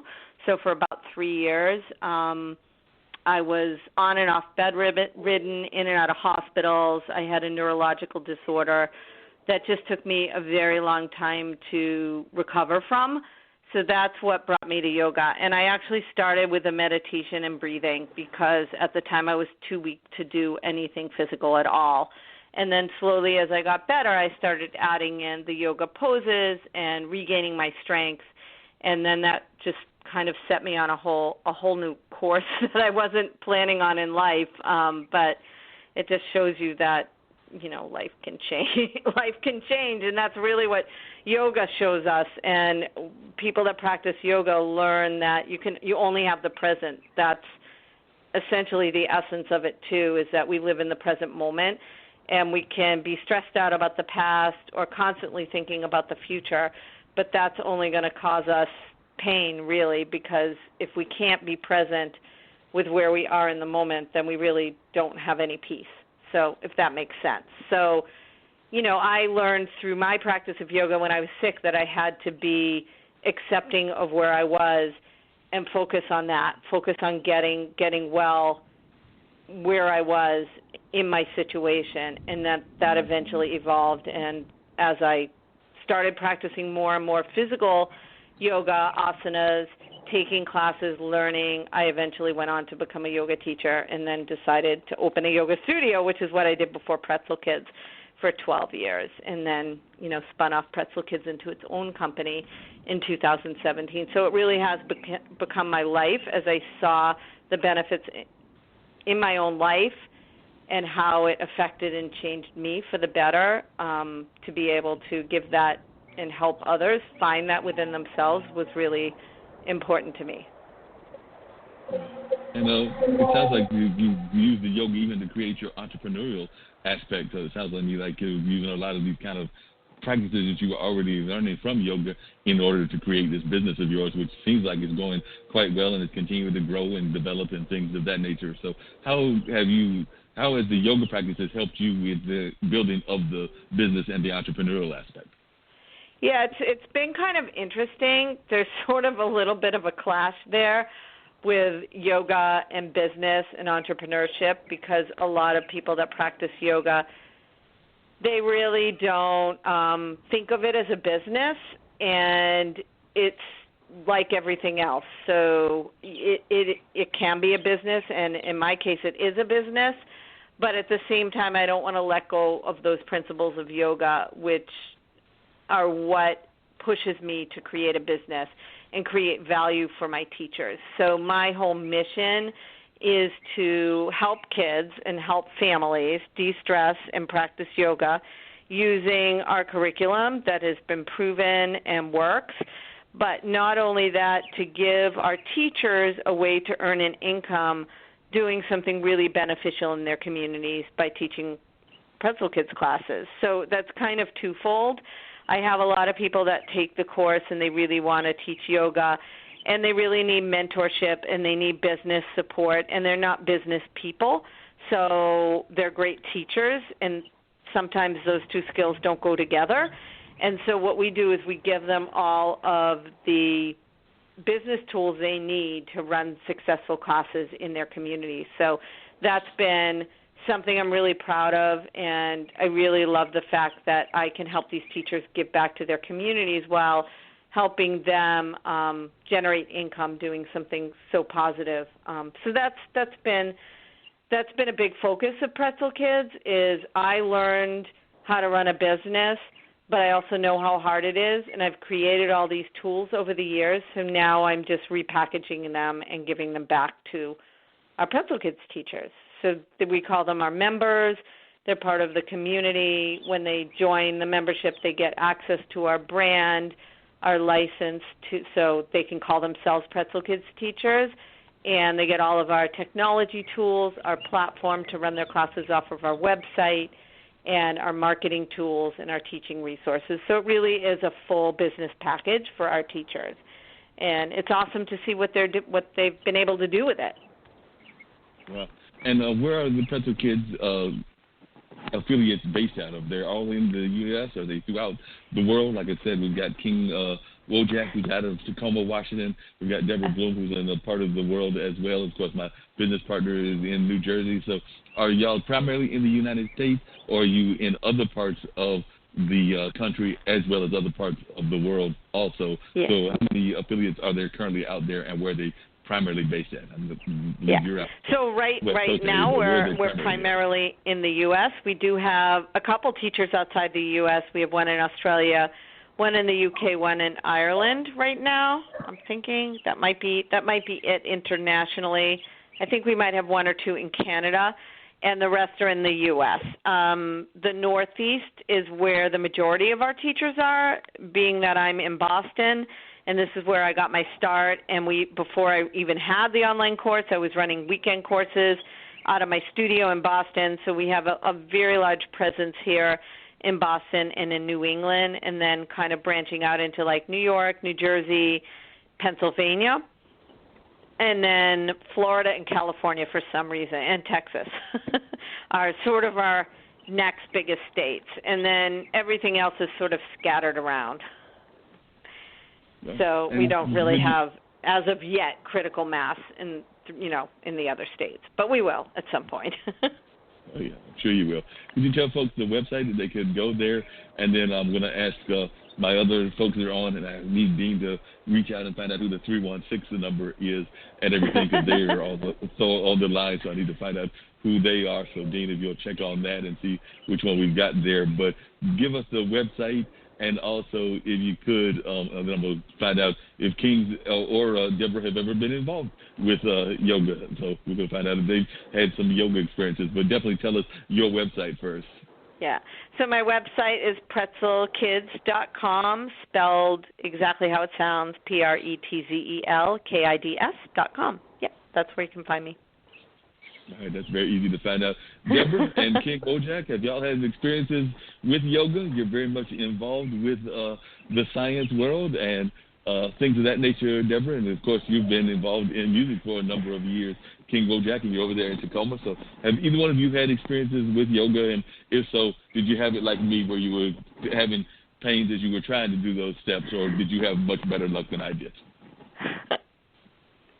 Personally, I've taken yoga classes, but the one thing that for some reason leaps to my mind was I was at the LA Times Book Festival, and the hotel I was staying at offered a free hot yoga session, and I was there with my sister, and my sister and I both signed up for hot yoga. I have never been so exhausted in my life.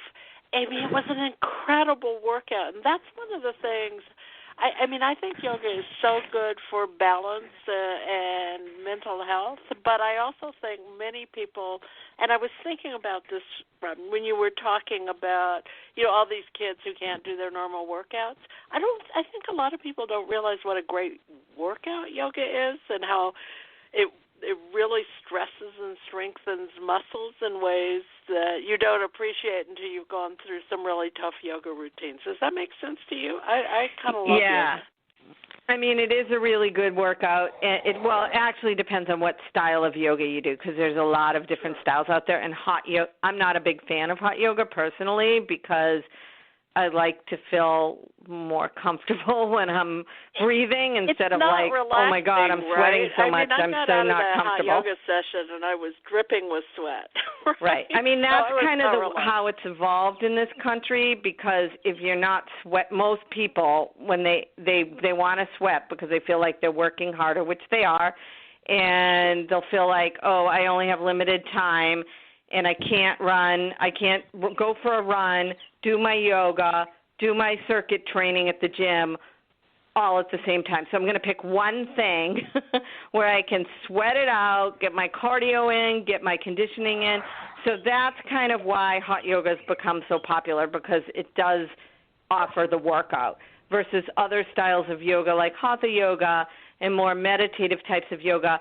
You're not really getting that physical workout in, so people don't feel like they're getting much out of it, unfortunately. So for me, I don't look at yoga as a substitute for my exercise. I exercise and then I practice yoga, but most people don't have time for that, so they try to throw in a hot yoga routine. But to me, it's like not fun. Yes. I don't remember it being fun either. I think in my case it was the way of the ways that your body was being bent. Like I said, 58. So maybe I tried yoga when I was like Sarah's age and a little bit younger, I might have gotten away with it a little bit more and everything. But at my age, I'm sitting there going like, maybe not. Yeah, you can start at any age, so you can get into it. I know you can. So I've had students start at 80. So what's great about yoga is the premise is really start where you are. You don't have to be flexible. I wouldn't suggest hot yoga just starting out. But there are lots of different styles you can do that will sort of meet you where you are, type of thing. So I love it. Yeah, definitely.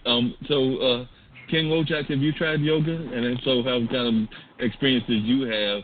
And was it just too much of the body going in shapes that you weren't, or directions you weren't used to, or something that you got used to? And was it practiced a lot in your part of Tacoma? I personally have a goal to try to touch my toes by the end of this year.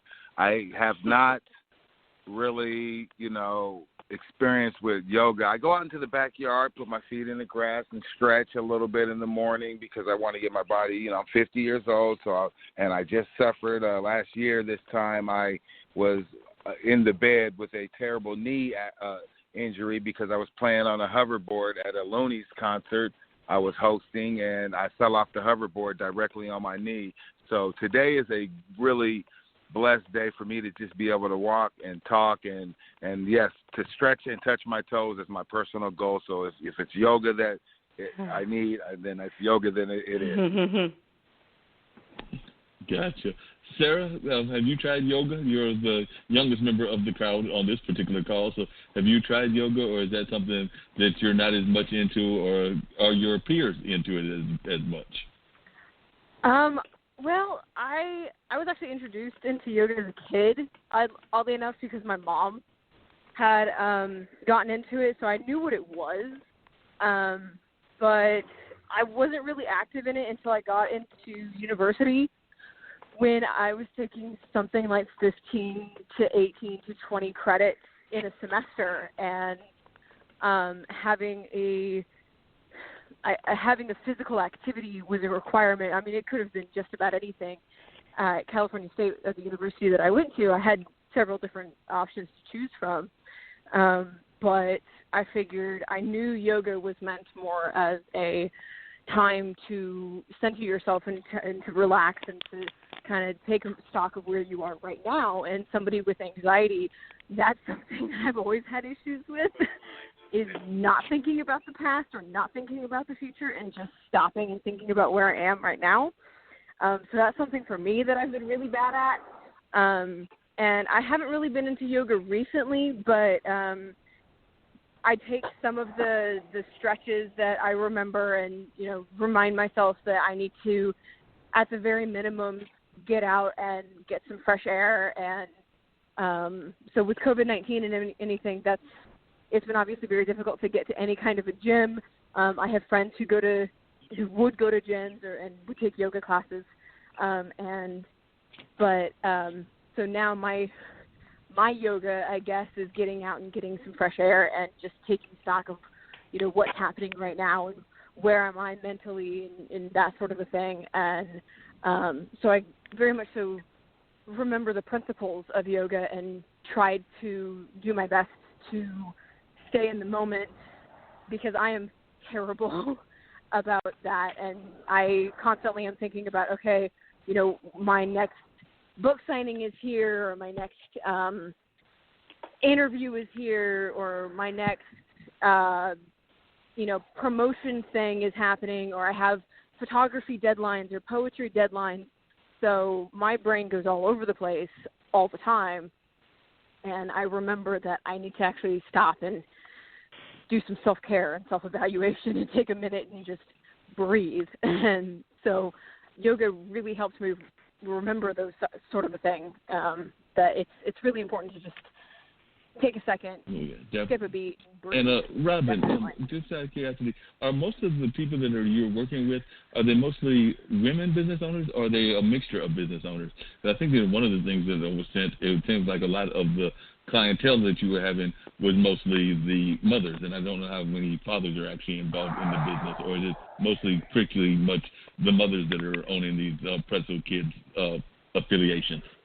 Yeah, so most of them are women, and I would say 75% of them are mothers, and, the other 25% are not. So really, I guess it depends on their situation, but Pretzel Kids generally attracts women to teach. We market to everybody, but, that's just the way it goes. We do have probably 2 men out of all of them, but hopefully we'll be able to get more male teachers in the coming months. As far as who's signing up the kids for classes and who's taking the classes with the kids, those are both moms and dads. So that's pretty evenly split, which is nice to see. I'm starting to teach an online family yoga class on Thursday, I think it is, this week. It's going to come around quickly, and that should be interesting. So that one is open to families, for parents to sign up with their kids, or one parent to sign up with their kids, or one grandparent to sign up with kids. So I'll see who ends up showing up for that. But there is a lot of interest from dads as well for the classes for their kids. So that's nice to see. Gotcha. And this is a question that's actually geared toward Deborah and Samantha. Samantha, you've already written a few books, but Deborah, you've written a number of books, and they've covered most of the science kind of bases and everything. So what advice would you give to Samantha? She's a relatively young author, so I mean, in the sense of having only written 2 and getting ready to write the 3rd book, but what advice would you give as one who's written a number of books on a number of subjects? Well, there's so many ways to get a book published. I wrote, don't laugh, but I wrote a Kindle single about a cannibalistic serial killer, right? So you can I think that sounds fantastic. Thank you. I really think that sounds famous. like it would be a really fun and interesting read. Honestly, I actually almost became an anthropology, so I was very, very much so listening to what you were talking about when you were talking, because it's something that I find very interesting. I find science and forensic anthropology fascinating, to the point that a lot of my friends are the ones who. Science. Yeah, a lot of my friends, as a joke, but they're like, if I ever get too pissed off at somebody, I know who to call to get rid of the body. And I'm like, yep, I'll go get the plastic. Because I almost became a forensic anthropologist. Oh, that would be so cool. And when I started writing about poisons, my husband literally said to me, and if I die, everyone's going to know who did it, right? Yes. There's so many different ways to poison someone. But poison is the woman's weapon historically, because if you just look at history, a lot of deaths that were poisoned, they can kind of track back to a wronged woman, really, which is fascinating. And you can use all kinds of stuff in your kitchen cabinet to poison someone, which is also kind of cool. But on books, right? It's sort of, if you want to get a good advance. So the way publishers work is they'll give you an advance against royalties, and the advance is theoretically they pay you some money so you actually can carve out some time to work on the book. And if you want a decent advance, you have to get an agent, right? If you're looking for anything above academic or small publishing. And so I'm always happy for if talented writers write me to say, hey, here's a couple agents I know. And mostly you get agents from your friends. Who's your agent, right? kind of thing. Right. If you don't care and you just want to get your book published and you don't want your agent to take the 15% because they're going to whack out 15% of your advance right off top. It's that way in the acting world as well. When you have a manager or you have an agent, they take 10% right off the top. And that's exactly right. There's wonderful things that agents can do for you. Like I've had a number of books optioned. Like my 2 poison books ended up being documentaries on PBS, and so I couldn't have done that without an agent, right? So they can really help you with that kind of stuff. There's lots of good reasons to get an agent. But like I said, mostly you get them from your friends. But if you just want to get published, there's a lot of wonderful independent publishers. So there's that route too. Right. The publisher that I have, he's an independent private a publisher out of Staten Island, New York, called Boulevard Books. I've heard of that. That's a great publisher. Okay, they're great, and he's fantastic. And this setup that he has is kind of this unique blend of self-publishing and of kind of big distribution publishing. So I'm all over the place. My 2 books, Tea Time, which is my mystery thriller, and my book of poetry that got published in March. They're up on Amazon. I've seen them on German websites. I've seen them over in London. I've seen them in Spanish. So it's been really, so it sounds really like you're a pleasure. already kind of rocking it, right? I am, and I got really fortunate. I didn't really have to query. I didn't really have to send it out.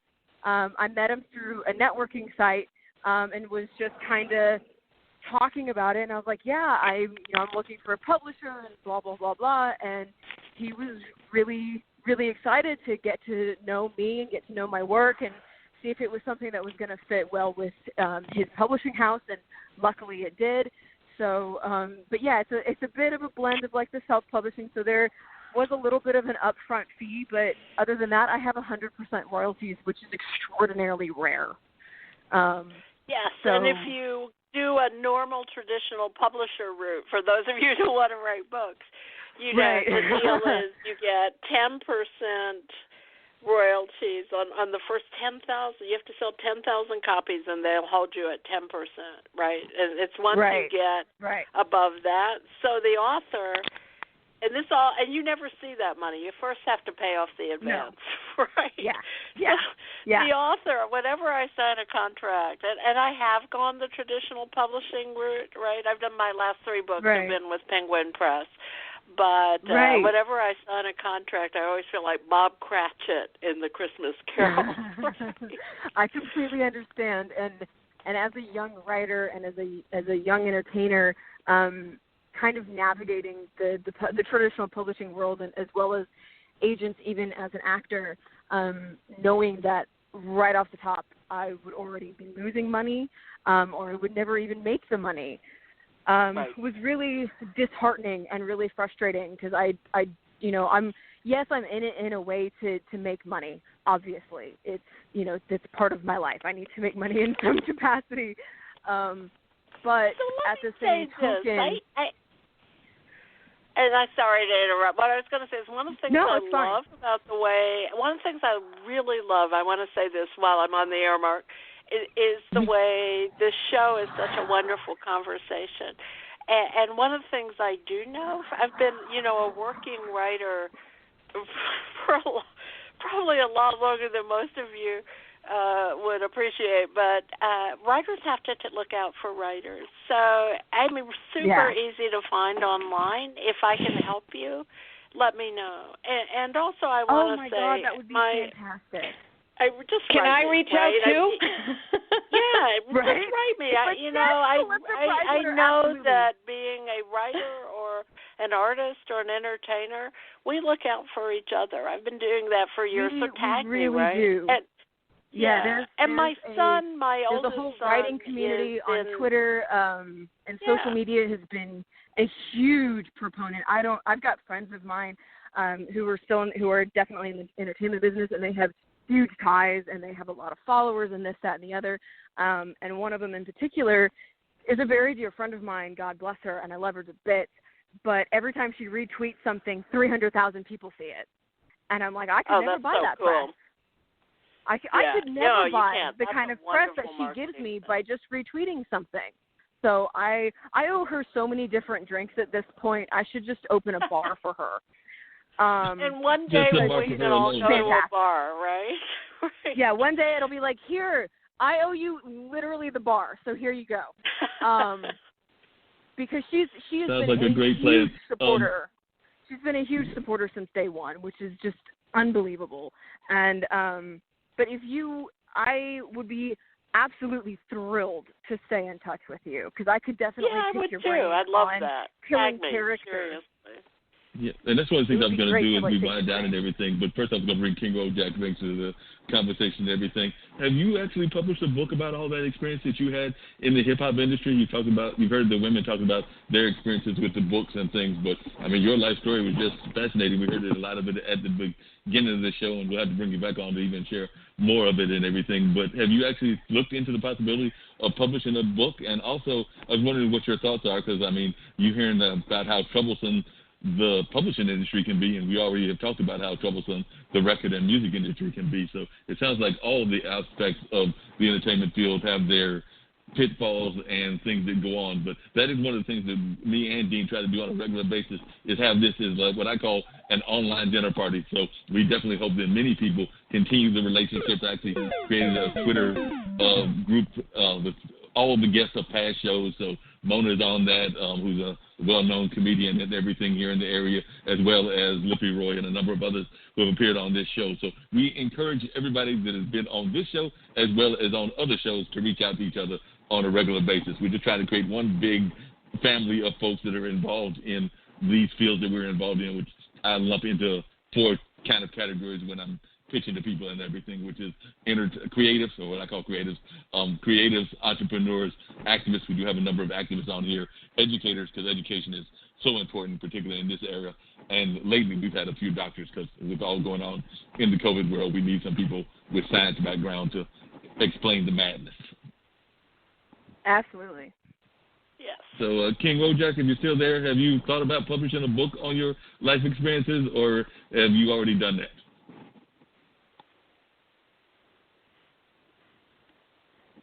Mr. Wojak may have disappeared on me, but that's all right. We'll just continue the conversation. If he wants to jump back in, he will, and everything. But definitely do continue the dialogue and everything. I'm going to I might come back around to him. Hello? But I do want to get to everybody. Oh, there you go. How's it going? Oh, sorry, my phone went mute. My bad. I just had I was listening, but I started talking and I realized my phone went mute. Ladies, blessings to meet you and listen to your guys' story.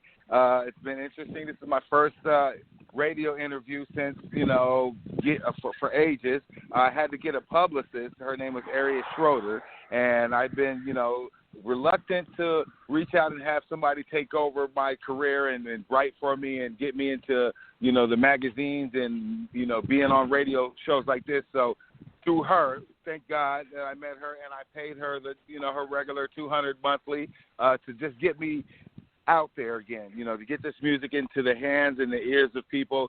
As I am a writer. I've been writing for years. I wrote all my music. I've wrote over 200 hours worth of music. I've got catalogs of songs on my computer, and I just write every day. And I have a little hip-hop thing called Hip Hop 101, which I write a fresh, 16 or 32, and I, record it and put it out online and let people see that I just did this fresh writing. So I am a writer by nature.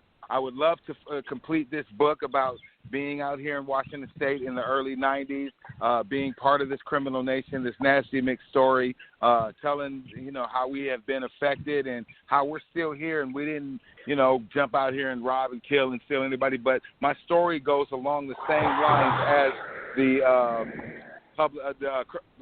Straight Outta Compton story, which is NWA. It's about the same lines as that, but it's just that we had a little bit more violence. I mean, well, they had more violence, but we had violence and just a couple different elements in our living up here. So I would love to tell that story, and I usually tell it through music. So I will reach out to the writers on here and see if I can link up with you guys to get you guys to give me some pointers on how to complete it and get the right publishing folks to help me publish it worldwide. Definitely sounds like some great advice and everything. Do. I'd love that. Absolutely. I would love to. But I need you guys to I'm relatively new, but I'd be happy to help.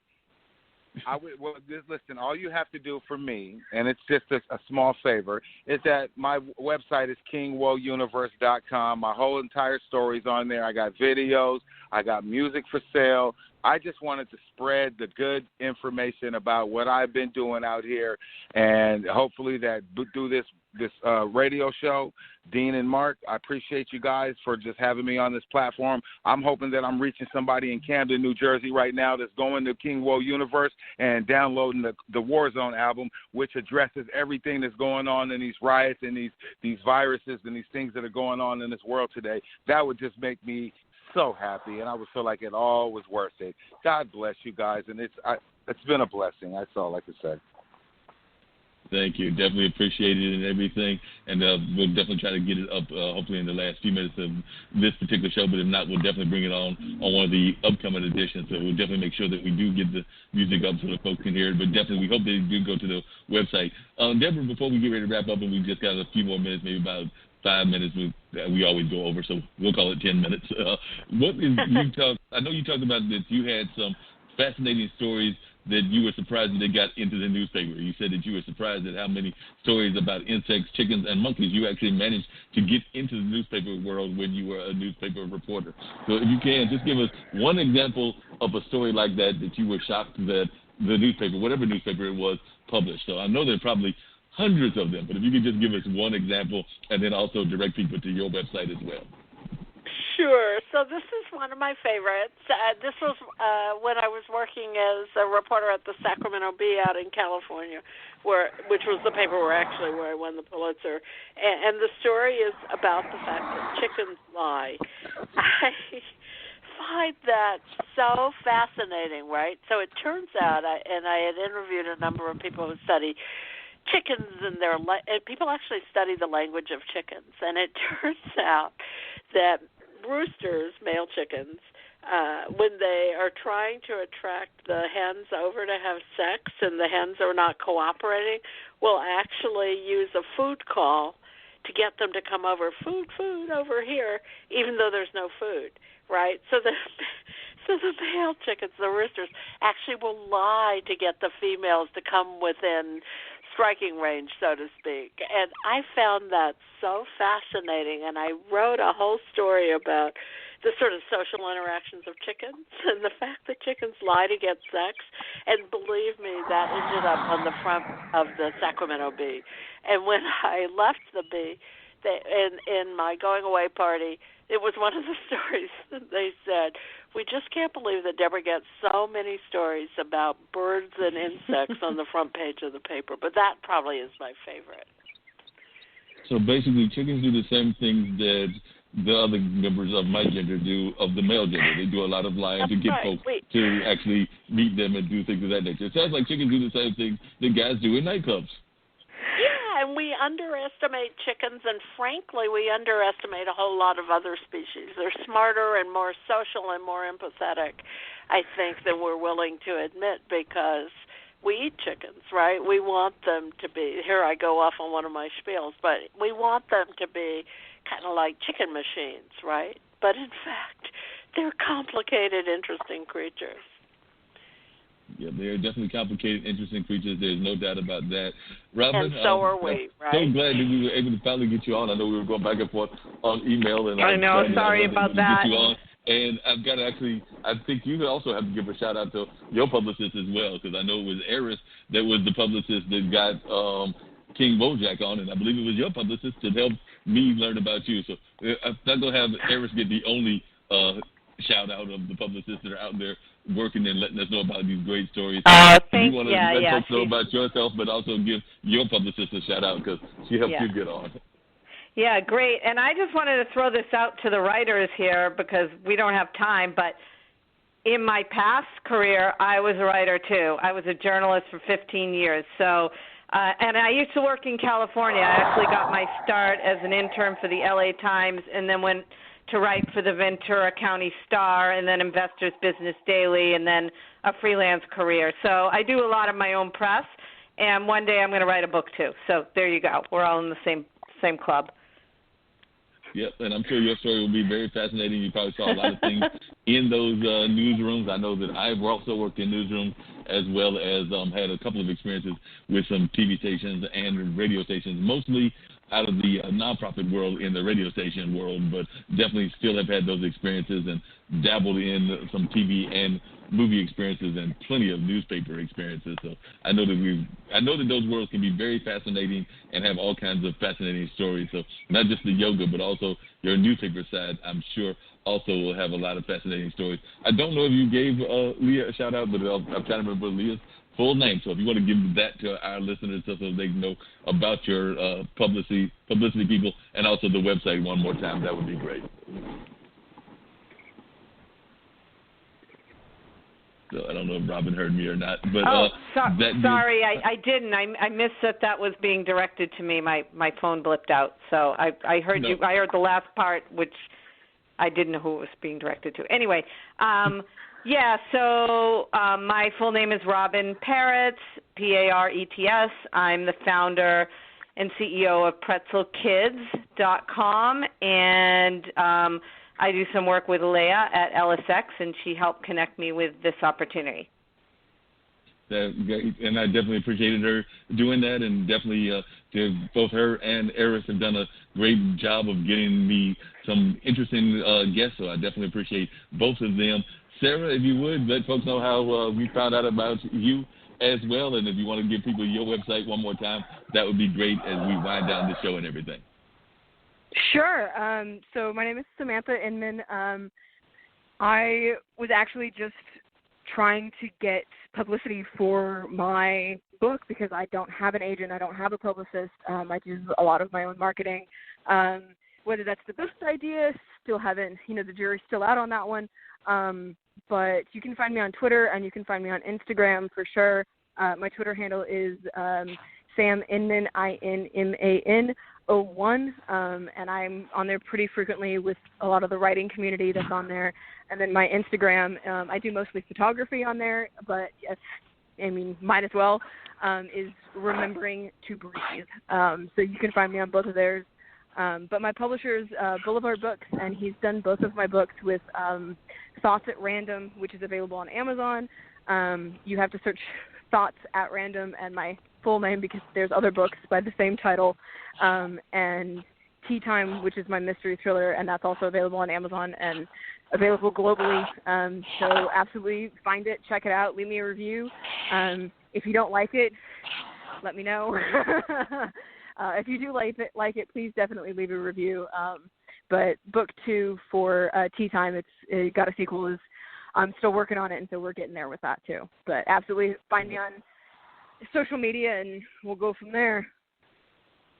And if you would, I'm going to try to bring back our other guests. Usually as we close out, we also ask the guests just their thoughts and any final thoughts that they have that they want to share with the audience. So that's why I was trying to bring our folks back in and everything. So I'll start off with you, Sarah. So what are some of your final thoughts that you would like to share just with the audience in general, maybe a word of encouragement or something that you would like to leave people a thought, whether it's around coronavirus, whether it's around what's going on in the world with the different protests, or just life in general. But any final thoughts that you would like to share with our listeners as we wind down this particular edition of this particular show? Well, I got a couple of thoughts, but I'll try and keep it brief. As a writer, I'm always reminded of the quote that if you're looking to read something but you don't find it, then write it. That's one of my favorite quotes, and it's I want to believe it's Toni Morrison, I think that said it. I'm probably paraphrasing it, but the sentiment is there. So don't give up if you're a writer. Don't give up if you're an entertainer. Make it, make your own stuff.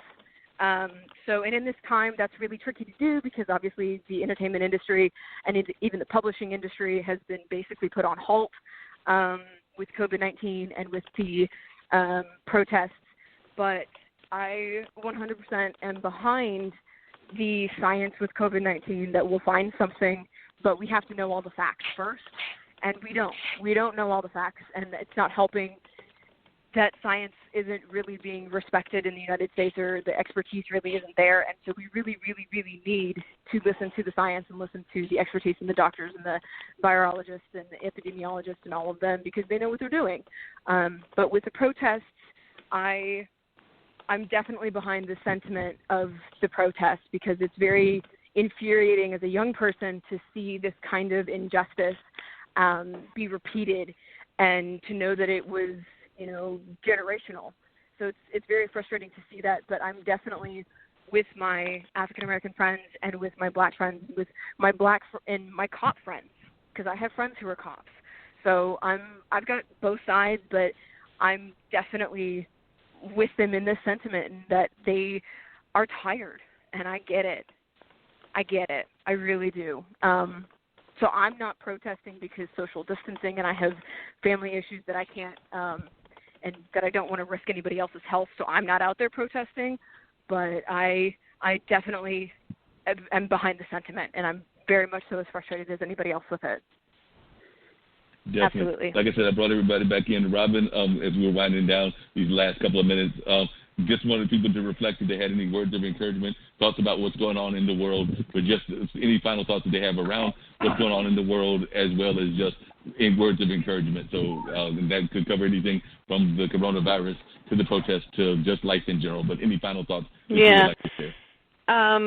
I would say, like a lot of Americans right now, what's going on in the world is quite upsetting, and it's emotional for a lot of people, including me and my family. And I actually walked over to a protest with my mask and stood kind of far back. And once people started kind of getting closer, my son and I left because it was just getting too crowded for us to be, it didn't feel safe anymore from a coronavirus perspective. But it was right in my neighborhood. I live in Boston. I live in West Roxbury, which is a neighborhood of Boston, kind of the furthest out part of the city. Kind of has more of a suburban feel than a city feel, but it's still in the city of Boston. And our neighborhood had a fairly large protest today, which was I've been here for several years and never seen anything like that here, where I can walk down the end of my street and there it is. So that was quite interesting, and it was nice to see the families out there because there were a lot of families. This is a heavily populated family community where I live. There's also a lot of police officers, a lot of firefighters, a lot of healthcare professionals. So it's been an interesting place to live throughout the last couple months for sure. But that was my situation today, which was interesting, and hoping for a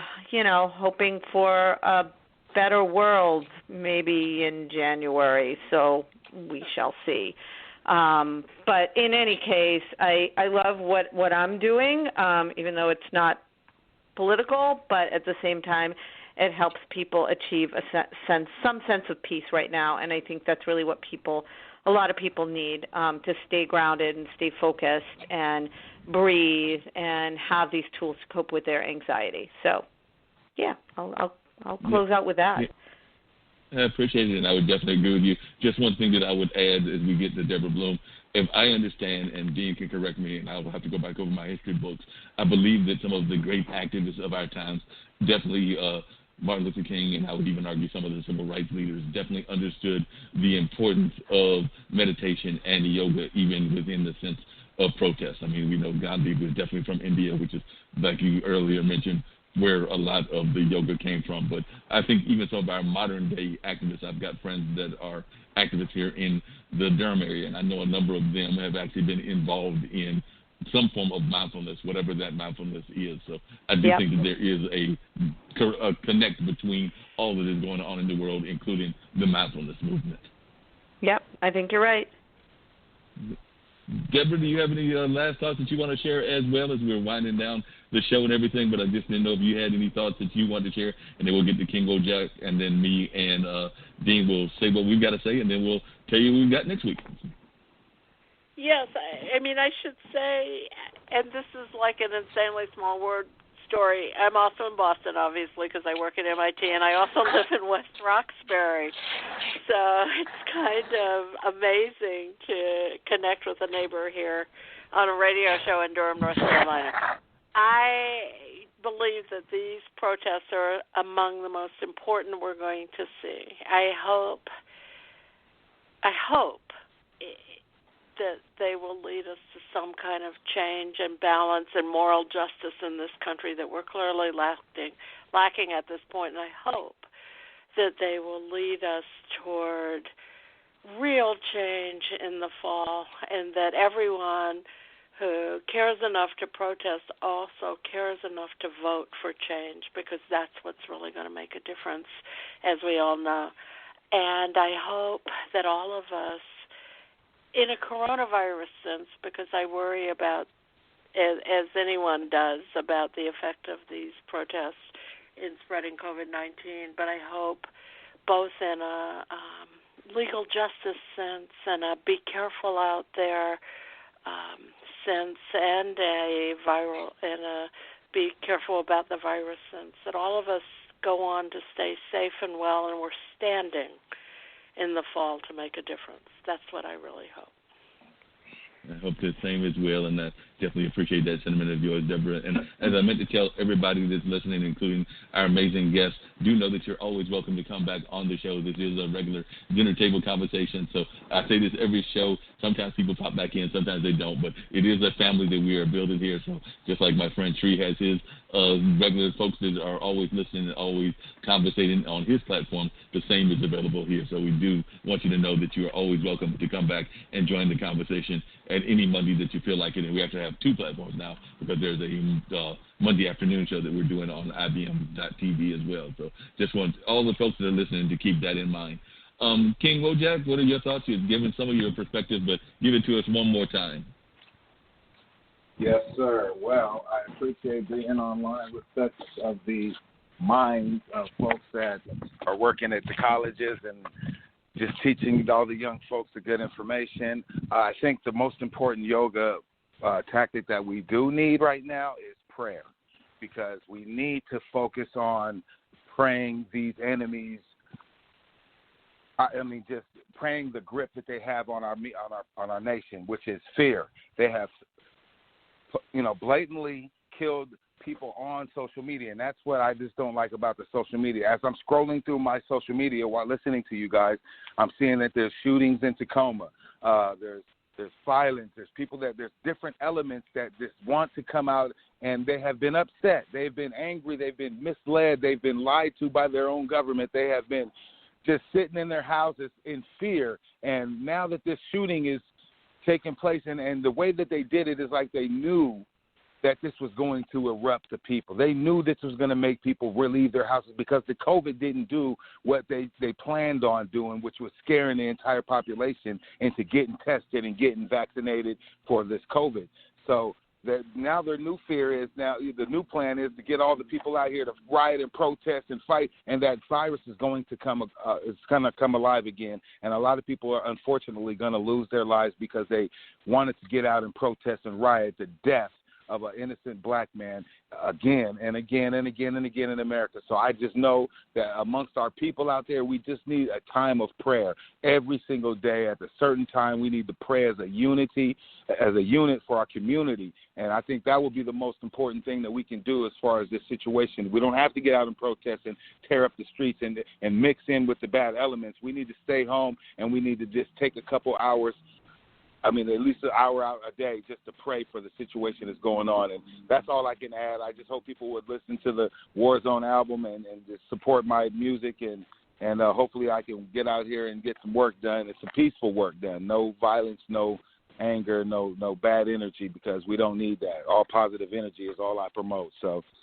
folks, thank you for having me on. God bless. I'm praying for you as well, because I know the fear is big. People don't want to lose their privileges that they have by being able to just go to the store and being able to hang out at the parks and stuff. With this fight that we're in right now between the enemy does not. He wants to keep it going. This is biblical, folks. This is in the Bible. This is in Revelation. So I just want you guys to know that this is part of the plan, and we are in the last days. And I'm praying that we all just can see a Savior come back and help us get through this in time. God bless y'all. Peace out. King Wojak from the 253, Tacoma, Washington, broadcasting live. I appreciate you, King Wojak, and like I said, we had such a powerful conversation. I was hoping to get the music up, and I do promise you that I will get it up at a later time and date, maybe even start off next week's show with it before we get into our conversation. But I do promise you that I will let folks know how they can learn about your music, and we'll also put it up on our website as well. So we will definitely make sure that folks are aware of the sound and are able to hear the sound. Dean, I know we went over quite a bit, but definitely hear your thoughts. I know it's that powerful stay-in that you have every time, but I want to hear what you got to say once again, and then I'll let folks know what I've got to say as well as what we've got going on next week. And then, of course, we've got shows galore. So, we're always doing shows, and you can tell folks about that as well. So definitely let me hear what you got to say. It's probably that saying that you give me every time, but, it's one of my favorite sayings. Well, we got a few minutes before we get cut completely off, so I'm going to say it real quick. Thank you for all of our guests for joining us tonight. We appreciate y'all. Keep listening. We keep moving. We keep going and growing. All 50 states, 73 countries, and Straight Talk with Dean and Mark, y'all. Monday nights, 7 p.m. Eastern Standard Time. Don't forget, Our replay tomorrow afternoon, 2 p.m. Eastern Standard Time on the Skyhawk Radio Network. And if you missed those, we got replays and more replays. We got them on Radio Public, iHeartRadio, Google Podcasts, Spotify, Spreaker, Castbox, TuneIn, Stitcher, Podbean, Apple Podcasts, Podcast Addict, and Podfollow, all right? Also, tune in on Monday afternoons at 2 p.m. It's the Mark Lee Show on IBM TV. Check that out. And also, the Level Radio Network has the Black Girl's Guide to Surviving Menopause, the Chef Gang Radio Show, the Let's Talk About It Radio Show, and also the Just Podcast. And we just got Mona Sheikh Minority Reports. So that's the six-man Dean Geronimo. And as I always say, when you walk outside your front door, it's showtime and the world is your stage. Just make sure that people are not watching the rehearsal. And with that being said, it's the six-man Dean Geronimo. Have an outstanding week. Stay safe, organized, keep it together, stay logical, and we see y'all in 7 days. And he said so much powerful things. Definitely organization is very important. There's some very powerful messages that we need to get out there. Change is evident. We need that change. Change is going to be happening. It's going to be positive change. This is an era of positive change, and that's what we're about here on this show, as well as having constant dialogue. So we're going to keep that constant dialogue going, showing the way of positive change. And we've got 2 more amazing guests, but I'm lining up some more. But next week, joining us will be Brevin Hamden. Also joining us will be Lucius Barr. And we've got some other major guests that I'm talking to as well. Lucius Barr is a film critic, and Brevin Hamden has been involved in the musical era for years. And I believe we've got the great Cy Khan. That's right, a folk singer that has been in the area for a number of years. So we're looking forward to having another powerful discussion with just those 3. Just those 3, that's going to be enough. We had 5 and a very powerful discussion today. But, you know, depending on what's going on, we can have all kinds of great discussions. We've had as many as 7 or 8, but we definitely had another great discussion today, and we're just going to keep these discussions rolling. I'm out of here. Hope that everybody has a great time. I'll be seeing y'all next week on both of those shows. Like Dean said, IBM TV at 2 o'clock. This show, Blog Talk Radio, at 7. We're going to keep it rolling, keep bringing you all kinds of great news and great conversation. I call it the dinner party that goes on regularly on Mondays. I'm going to keep calling it that dinner party. We're going to keep the dialogue going. And until they stop us, and I'm not going to let them stop us, I can help it, we're going to keep the dialogue rolling. Keep it going, and we'll see you next week.